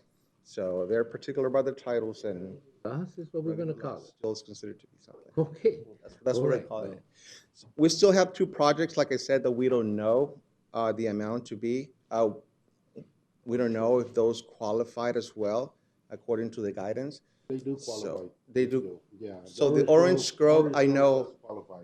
So believe me, don't, yeah. Just a matter of determining. It does qualify. I know Diane is working very diligent to get funding for those programs. So yes, when time comes, Okay, so we'll try to find a way. The fact is we cannot, at this time anyway, through the process, define what it would cost and what we can spend on them. And that's what you mean by do not qualify. At this time, it does not qualify because it's not a set amount. It would qualify for the rescue funds, but we still don't know yet how to get to it. And the PM10 was an idea that I thought that Supervisor Pancras had come up with in trying to get some of these roads that are just simply dirt to at least give them some treatment against If we have any dirt. funds left, yeah. Yeah, and that's what the PM10 mitigation projects are, and we don't know yet if they qualify, but. Again, I want to be very careful with the board that we need to make sure that we still abide the what's eligible, what is not eligible to be paid out of those ARPA Right, funds. well, so I thought the $10 million was sort of a flexible amount, that you could call it revenue loss, you could call it PM10, you can call it Orange Grove. I mean, as long as the projects are ready or that we have an amount to set aside. I don't know whether I think the Orange Grove will qualify, but we don't know how much it's going to take yet. We're going through the process. So at this particular time, what's important is to realize the deadlines. We've got to commit all funds or return them before, I think it's December 2024. So that means that we've got a little bit of time, but I wouldn't take, knowing how the wheels of government move, I wouldn't think that's a lot of time. It's just time enough to be able to figure some of this stuff out, especially when we got requests that are coming up, I know, to include some costs, additional costs, especially from the Tacna Fire Department and some other entities that I'm sure after this presentation we'll have more interest in coming over. Mr. Chairman, on the deadlines, just bring a little bit of clarification. The funds must be obligated by December 31st, 2024. It must be spent by December 31st, 2026. So it has to be obligated by December 24th. I thought I said that, but if you wanted to repeat it, it's fine. Okay. So the only other caveat that needs to be mentioned is that not only does it have to be committed in 24, but it has to be spent by 26. So, it's tough to be put in a deadline to spend money. It really is. But we will try to accomplish that soon enough. And I think that the $10 million administration revenue loss, it's just a way to be able to call it something, whatever we call it, and include some projects that may not have fit necessarily with the guidelines, initial guidelines. I think most of the stuff, most of the $35 million have been committed so far fit the guidelines. So it's now a matter of getting to where we have the two projects, the Orange Grove Rancho Mesa Verde sewer system, whether it's designed, whether it's getting it ready. I think it's going to take a lot more than the $5 million, but we still don't have I don't think we have yet the total amount that it's going to take, but I know that whatever it takes is going to require that we do a lot of planning, that we do a lot of, actually getting to the point where we determine what best can be done with it. And it's not going to be, I think, a water and sewer project. It's going to be more a sewer project, right? Sewer.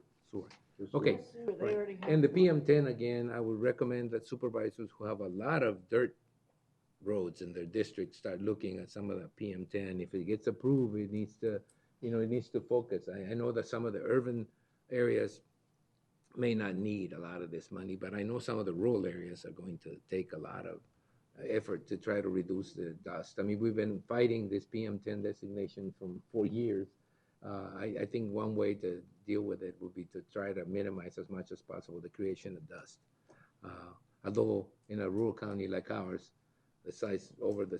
bigger than Connecticut, bigger than some of the states out in the east, it's going to be tough to control dust, especially the one that comes from Mexico. Well, the measurement tool that the state uses is right behind Rural Metro on Arizona Avenue. Yeah. So if we could chip seal some of that area out there, find out who the owners are and be willing to chip seal some of that area out there, that might help too. Yeah. Well, the problem with all the issues with PM10 is our location.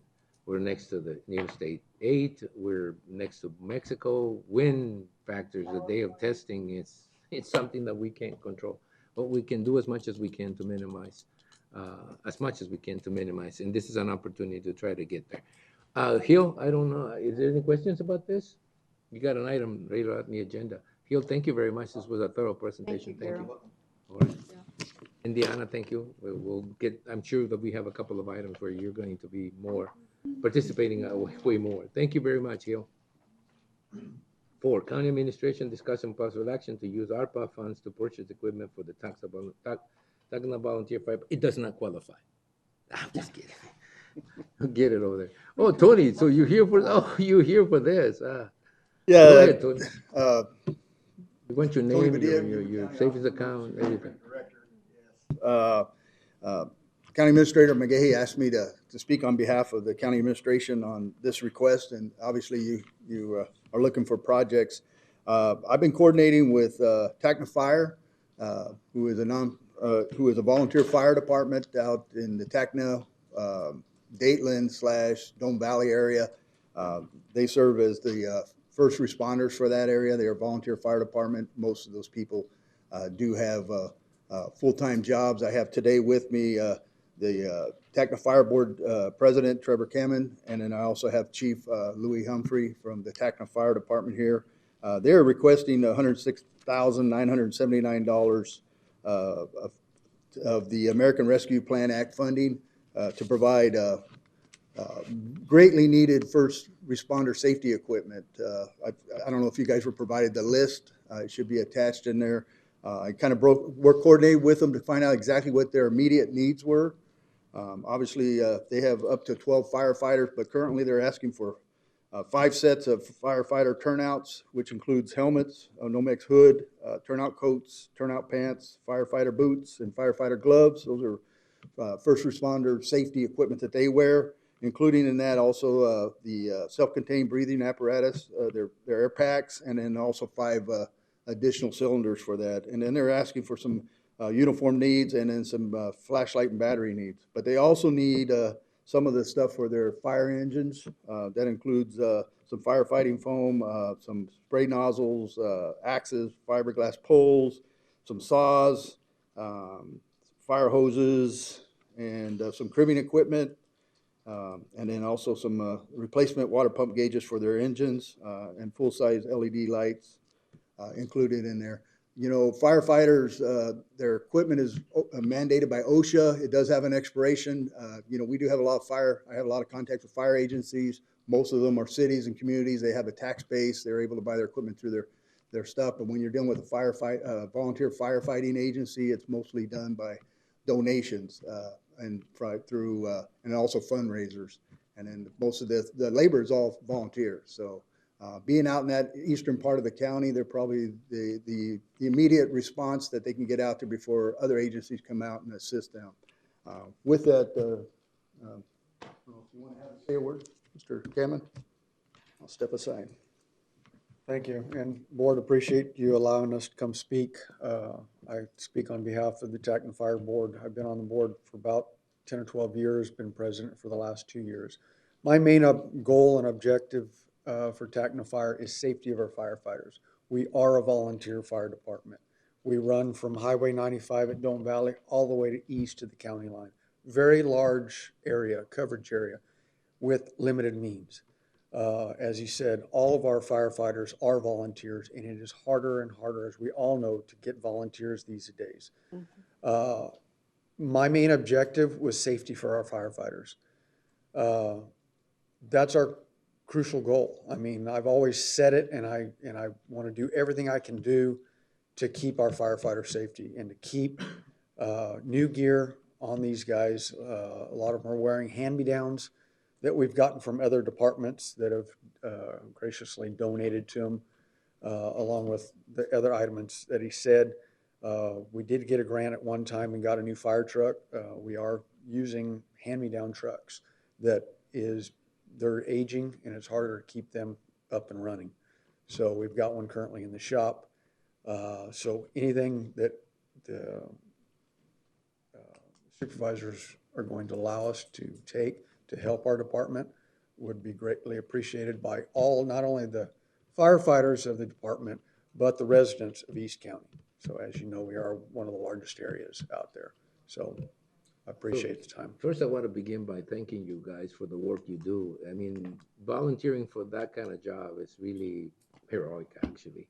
And I do want to point to the supervisor from that area who's always looking out for things in his district, because if there's something that I feel it's probably money well spent is helping the volunteer fire departments in the different areas, notwithstanding what Rural Metro will say. The fact is that, you stand between someone's house being totally burned down to something that's manageable. And that is something that I think you can't measure that. So I do want to begin by thanking you guys. I know it's a very difficult job. You run to danger as opposed to running away from danger. That's something that takes a lot of courage. It takes a lot of bravery. And to have it done volunteer-wise, it's even more. I think that if we're looking for ways to spend that money, this would be one of the ways that we think probably get the most value out of it.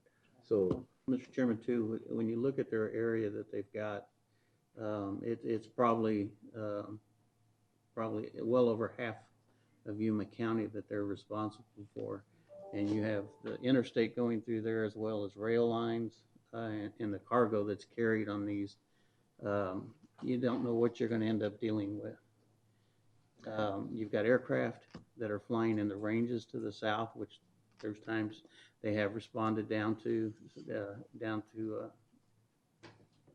help handle. So, anything we can do to provide for the equipment, that they're a nonprofit, they get donations, and it's just a fight to keep the vehicles up and running with that. So this would greatly, I think, enhance their ability and help them out. We have one firehouse, and that's in Tacna. The other two have been donated. I donate one shade structure that we keep what we call Station 3 in Dome Valley, and then at Dayland School is where we keep our third engine. The fire chief here? Yes. Would you like to stand over here, please, for a minute? I know that once you put that gear on, we won't recognize you. But Chief Louis Humphrey, he's been in this position of 4 months now, sir? Yeah. Pretty new. Well, hold his keys for a minute. But we're really happy to have him. Thank you very much. Again, we just wanted to have you stand up and actually, receive what you should, the recognition for the job you guys do. It's an incredible job, and what you do, most people can't and won't. So thank you very much. And what we'll do is make a motion or take a motion right now to add that to our ARPA list that was given to us already earlier today. We're fortunate we have funds to help out, and I think this is the kind of situation that calls for that to be used on. Am I correct? I'd like to make a motion that we, Sorry, Diana, you have something to say before we move on. She raised her hand. Good morning, Mr. Chairman, members of the board. Before you make your motion, I just want you to be aware that some of this equipment might not qualify for the 4 categories within the ARPA funding that it specifies it has to be for COVID prevention and mitigation. But with the revenue loss, or let's call it a discretionary fund, that you guys don't have to necessarily meet those 4 criteria, that could be part of those $10 million. Well, included in the discretionary fund. That's a better way. Be aware of that. Yeah. The administrative revenue loss, discretionary fund. Yeah. Yeah, Mr. Chairman. Hold on.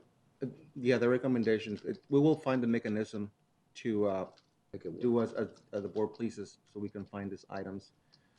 So if you give us direction to find the mechanism to make this happen. All right, so the motion is to make a motion that we include TACNA Fire and ARPA funds to the amount of $106,979. Let's call it 107.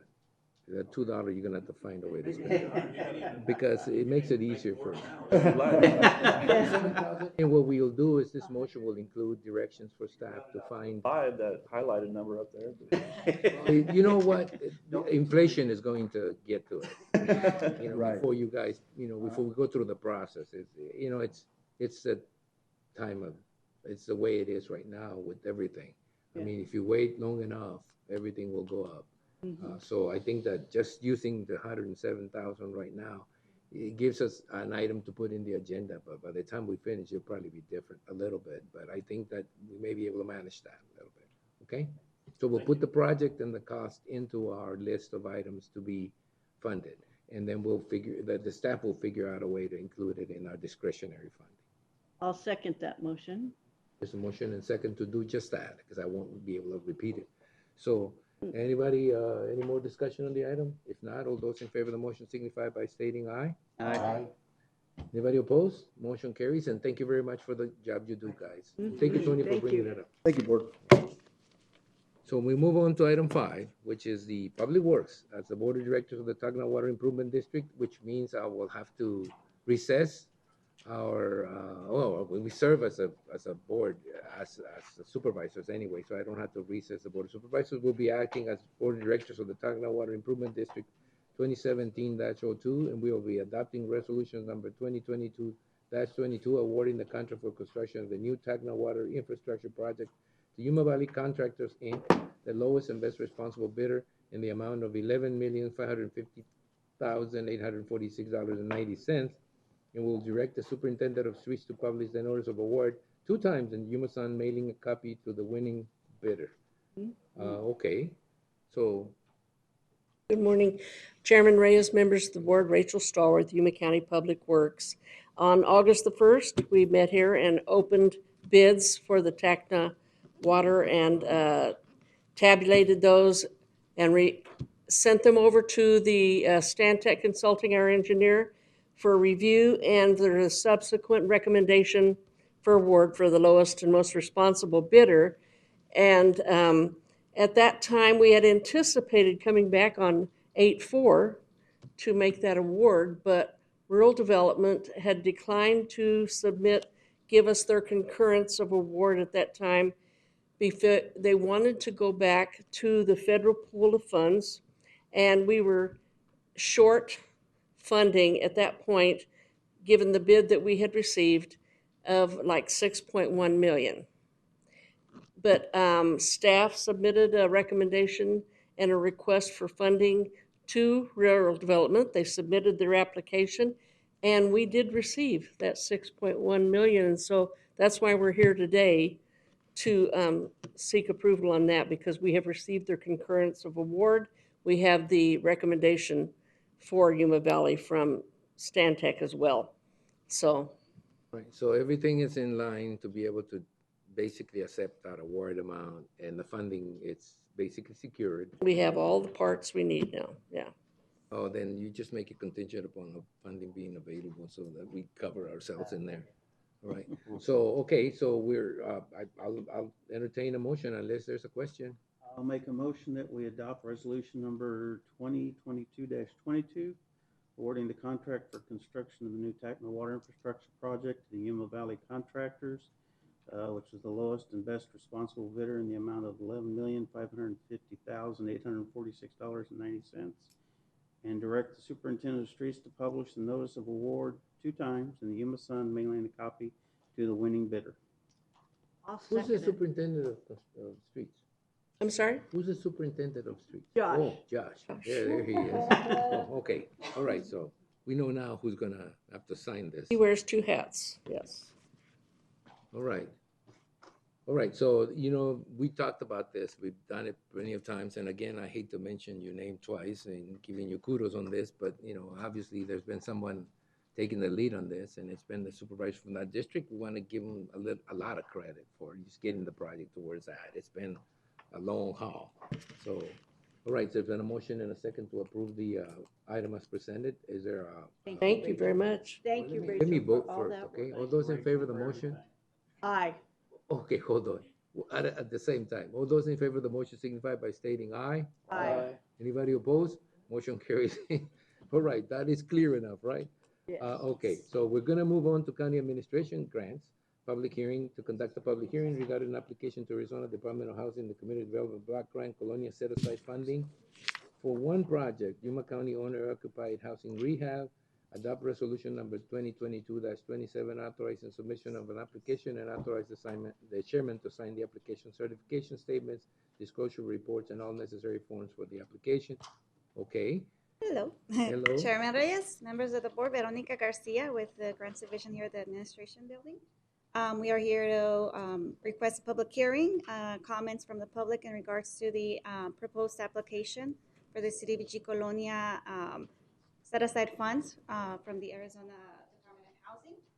The Arizona Department of Housing came out with a notice of funding on August the 1st for the Colonia set-aside funds of the Community Development Block Grant. Eligible projects do have to be in the Colonia areas of Arizona, and Yuma County does have several colonias. Our proposed project is to for our owner-occupied housing rehabilitation program, and we do plan on doing a minimum of 5 homes, rehabilitation of 5 homes with this funding. Our plan is to apply for $500,000 to complete a minimum of 5 homes again, and the administration cost of the projects. In order for us to apply for this funding, for the colonias, there are certain requirements of projects. The projects do have to meet one of the 3 national objectives, which is the benefit the low or moderate income households, or eliminate slime or blighted areas, and also or to meet any other urgent needs of the community. And then as well as another threshold or requirement of the Colonia grants is for Colonia funding, we can only apply for housing projects, water or sewer. Those are the only eligible projects for Colonia's projects. So in this case, our project is housing, and it will benefit low and moderate income households. I'm gonna open up for the public hearing in a minute. I just wanted to comment on something that has always sort of been on top of my list, and that is how much money we use to rehab a home. Now, I used to think that $50,000 was too much for a rehab project. That spending $50,000 on a house was just too close to replacing it, actually. So we ended up in a situation now where we're basically applying to do 5 homes, taking out the administration portion of it, which would probably be 10, 12, 15%, whatever that is. We'll leave about $70,000 or $80,000 on average per home if you're going to rehab. That is inflation really driving it a lot. The cost of improving it, the cost of doing anything has gone up quite a bit. I know because I've lived it. But I just want to make sure that I heard that correctly. You said a minimum, right? So that means if somebody needs $10,000, $12,000, $15,000 to replace a roof or to do something that helps that person going back, qualifies obviously, going back to that house, that is not a problem. It's a minimum of 5. It isn't, there is no maximum, right? So- Yes, and there is a waiting list that we have to go through to select the families. And with this funding, we do look at the whole house normally to do the rehab. The main goal, of course, of the housing rehabilitation is that the homes are health and safety concerns that the home might have, any accessibility necessities of the homeowners, if there is any needs of ramps or accessible bathrooms, things like that for elderly or disabled. And the homes do have to be energy efficient after we complete our rehabilitation. There are many cases, and as looking at our waiting list currently, many of the homes that we're looking at, the colonias right now, are very dilapidated manufactured housing that we would actually tear down and replace with a stick-built home. So that's why the cost is a little bit higher. But if we do have, a home that just needs lower rehabilitation, of course, we would, we would look at our budgets to determine if we can, we don't need as much money for one home, we can use it on another home or so forth. All right, I'm not gonna. You have a waiting list already? Yes, we do. Oh, good. Yes, Okay. right now we have over 120 families in the waiting list. But in the colonias areas that we kind of look at, I think we have approximately 20 families in the colonia areas. Perfect. So it's only 500,000, that's the max you can ask for, right? And it's a competitive process. so It is there's a no competitive guarantee. process, yes. I'm gonna open it up to the public unless, I have a question Sure. before. When you say, or you're using funds that we qualify because of Colonia, now, are the homes are only being rehabilitated in the Colonia area? Yes, correct, yes. The homes that we rehabilitate must be in the designated colonia areas. I believe right now the homes that they have to be pre-selected from the waiting list. And we have, I think we have some in the BNC Colonia, the Donovan States, Rancho Mesa Verde, and Orange Grove Colonia. Those are some of the there's 20 colonias homes. that we selected some families from. But yeah, the home that we rehabilitate must be in a colonia.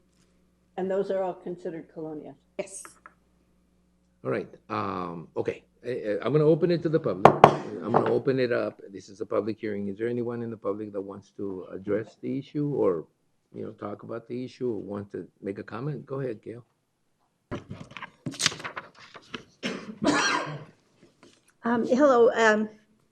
Thank you for that report. Of course, we're all very familiar with BNC Colonia. Actually, two of my neighbors were helped over the years, a very elderly couple and another single lady who had, her garage top was falling off and they redid her bathroom and the wonderful things. We know that the Colonia is one of our oldest in the Yuma County. And so, of course, we have many of those homes. And when, Supervisor Pancrazzi and I go door to door and we see these things, we are trying so hard to get the restoration. And we see people I've gone where you actually step up onto their door to give them a flyer or a gift that we give out, and the porch is falling apart, where literally you could step out and they could fall through it. And so I'm just putting in my 2 cents that we hope that we're going to be looked at again, and that if it's 5 houses, can you split those up like 2 in different colonias? Yes. Okay, so if we can get anything, that would be wonderful. Thank you. Yeah. So you're in support? You're in support of the application? All right. Just want to make sure that, it's recorded as that. So, Jennifer? I'm sorry, you probably even mentioned this, but I'm not familiar with that area. Could you just describe the streets, outline it again? The BNC Colonia. You got to step in front there. Hold on a minute. So the question is, can you describe a little bit more where these funds are going to be used? Where the colonias are. Where the colonias are. So like I mentioned before, right now on our waiting list we have 4 colonias that we found 4 homeowners in.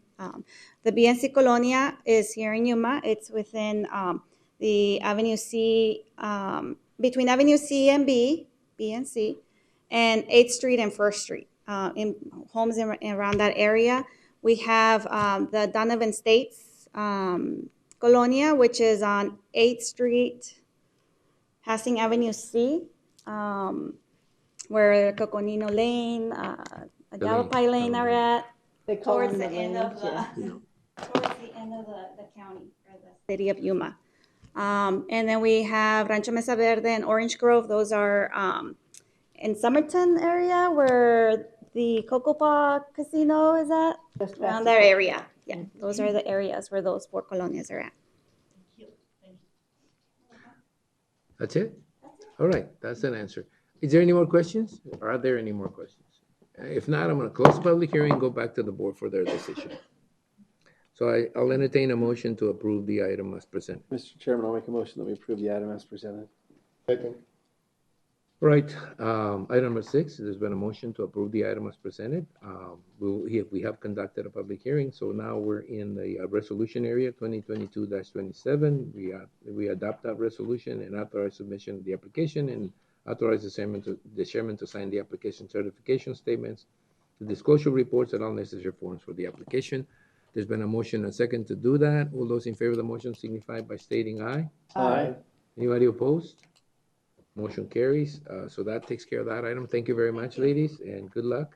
And now we go to discussion regarding legislative issues, which is a discussion and possible action regarding state and federal legislative updates, which may include international issues, status of bills affecting Yuma County, timelines and composition of the legislature, and legislative strategies and priorities.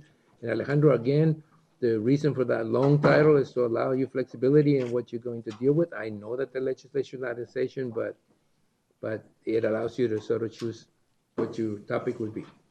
Thank you, Mr. Chairman, members of the board. Alejandro Figueroa, Economic Development and Intergovernmental Affairs Director for Yuma County.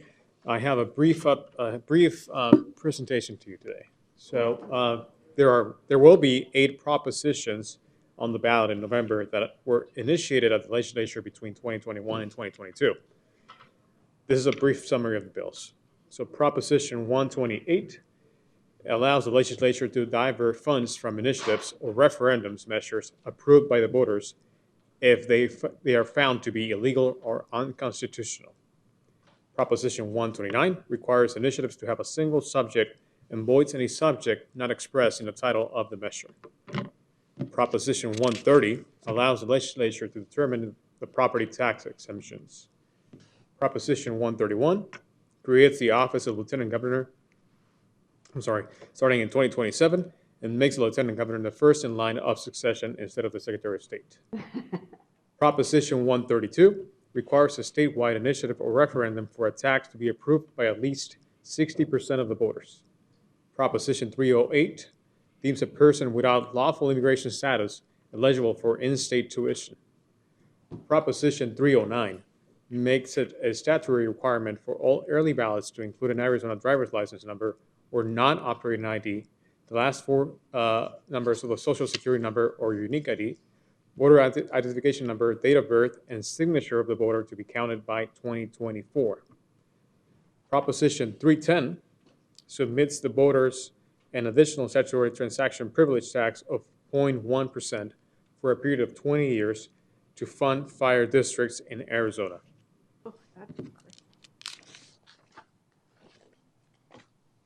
Moving on to the federal level, last week NACO hosted a Capitol Hill briefing where county leaders from across the nation advocated for payments in lieu of taxes, also known as PILT, and Secure Rural Schools, SRS, 2 key programs that support county services in and around federal public lands and forest counties.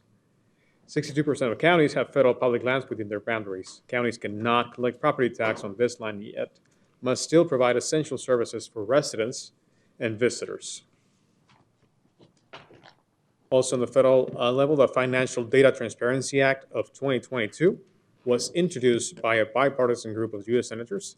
The bill would mandate government and non-profit financial information to be reported in a standardized format to ensure there is uniform financial reporting across all types of municipal bond issuing entities. Nevertheless, and according to NACO, S 4295 would place an unfunded federal mandate upon counties for compliance.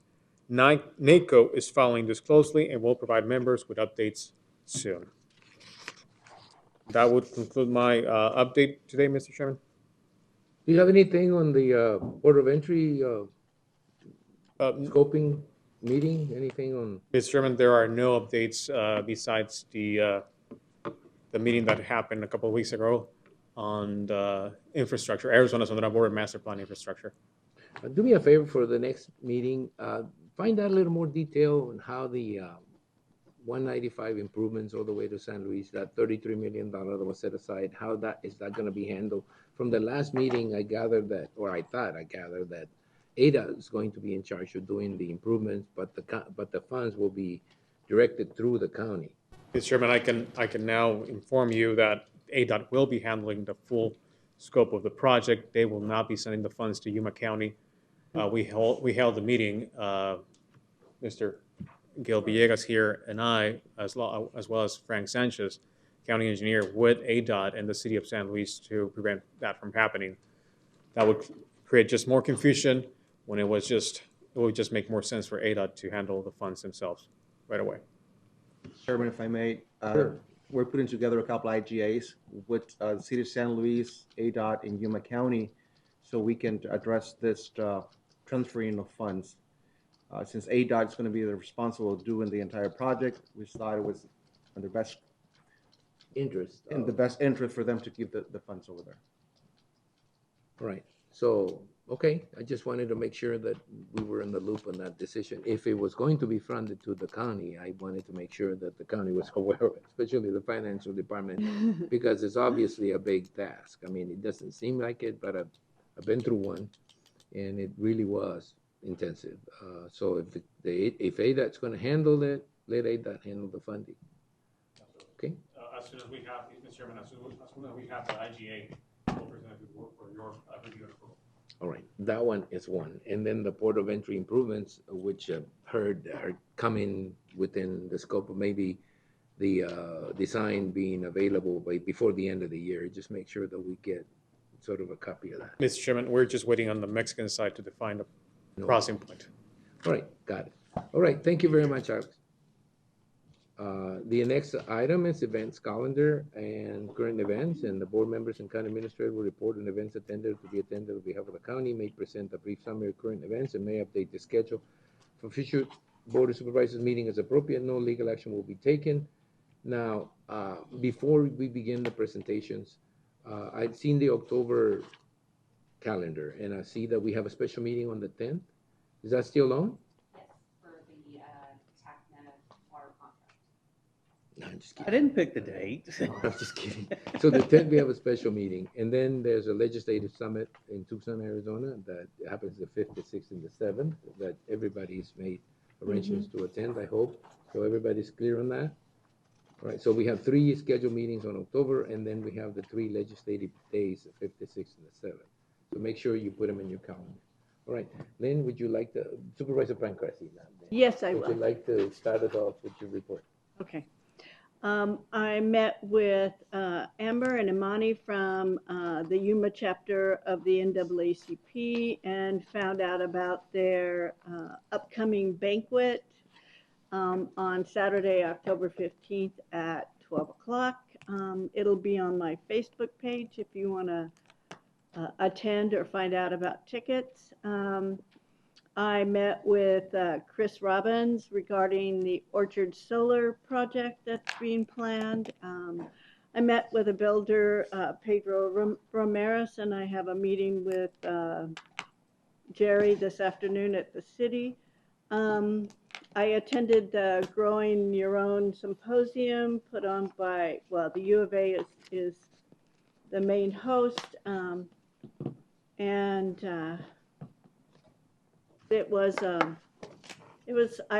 I've attended all of the Growing Your Own Symposiums, and it was very, very good. I attended every one of them, yes. Woo.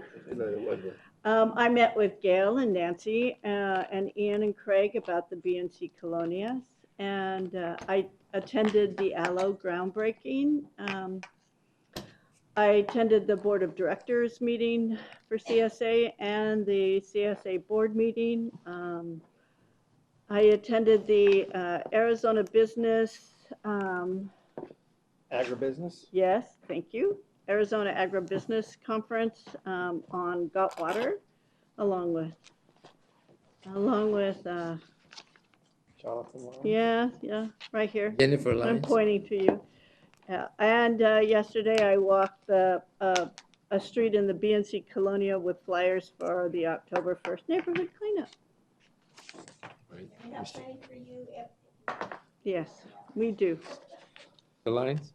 I grew up in the band Mobile Park. We're Anyway. trying to get that cleaned up, or, yeah. So I had multiple meetings with several different water agencies and concerns farmers here in Yuma. I think probably 7 different water meetings over the last 2 weeks, as well as attending the agribusiness meeting in Phoenix on Friday. Yuma Crossing had a board meeting and participated for a brief time for the GYDC meeting, as I was in a water meeting at the same time. It seems to be water is the most talked about topic of the day, with the exception of the meetings that we held regarding the border and the number of people coming across. All right, Supervisor Simmons. Met with several different companies that are looking to move into the Yuma County area, discussing their plans and such. Had a meeting with staff, referenced the Martinez Lake Fire District, trying to figure out what we're going to do there. Had election advisory board, attended the Welton Mohawk Irrigation District board meeting, and like Jonathan said, water is, people need to pay attention to what's going on with that. It's not looking nice, pretty. Had a meeting with the constable, reference one of my problem addresses in the foothills. Got that almost taken care of, so that's kind of going away. Attended the broadband kickoff. Had a election advisory board meeting. Had public safety retirement board meeting. Met with Josh, went toured some places out in the foothills. We're looking at to try to get some things done. Had CSA board meeting, attended on Zoom, and had a community meeting this last Saturday out in the foothills. Supervisor Porteous. Attended the GYDC meeting. I also attended the ALO groundbreaking ceremony for broadband. Well, so most of us attended. No, all of us were there. I was just in the back. Oh, you know. Yes, he was there. Boy, was he sensitive to that. He was there. We attended the Halo groundbreaking meeting. That is probably. Aloe. Oh, hello, guys. Aloe. Aloe. Okay. Hey, look, I recognize her name. Aloe. Aloe. I attended their groundbreaking meeting, the groundbreaking ceremony, not a meeting. It was a ceremony. It was really nice to finally get that ongoing. And I had a vision group meeting in San Luis last Wednesday. And I think I attended a couple of more meetings that my mind just doesn't seem to recall that well. So, Hill? Mr. Chairman, members of the board, just a quick update on our successful bond sale. We're scheduled to close on the 22nd. We're going to receive a total of $60,548,000. This is for our infrastructure or building projects. Even though it was a tough market, we did the best that we could. We're averaging around 4% on the interest. So as soon as we signed the majority of the documents. We're just waiting for a couple of more signatures so we can get that money in our bank. My next step is for me to find a way to best invest these funds until they are really needed. So it's important for me to time when we're going to withdraw the funds and how long I can leave them invested. 4% is what, comparable to what was available, 2019, 2020? Before the pandemic, or are we still below that? No, it's at the time of the market, it was around 4.25, 450, 475. So we're able to average all enter in the bond sale 4.23. All right. Well, that's pretty good interest. I think the way that the Federal Reserve is increasing interest rates, it's just a matter of time before the markets adjust to that. And it's always interest that's the biggest ticket item over time. Mr. Chairman, because of our strong financial position right now and a good credit, that was the reason why our bond sells pretty quick. Right. Anything else? And I want to thank Hill and the attorney for, sort of keeping it cool for a while. Hill Villegas for sort of handling the situation now that Ian is out of town. Put that evil eye down. Yeah, he kept the stairs down a little bit, No, it's more of a serious eye. That's true. Consternation. Good about it. It was consternation sometimes, but I know. Thank you very much, Bill, for keeping it cool. Anything else? If nothing else, this is the end of the business for this morning. Thank you. Thank you.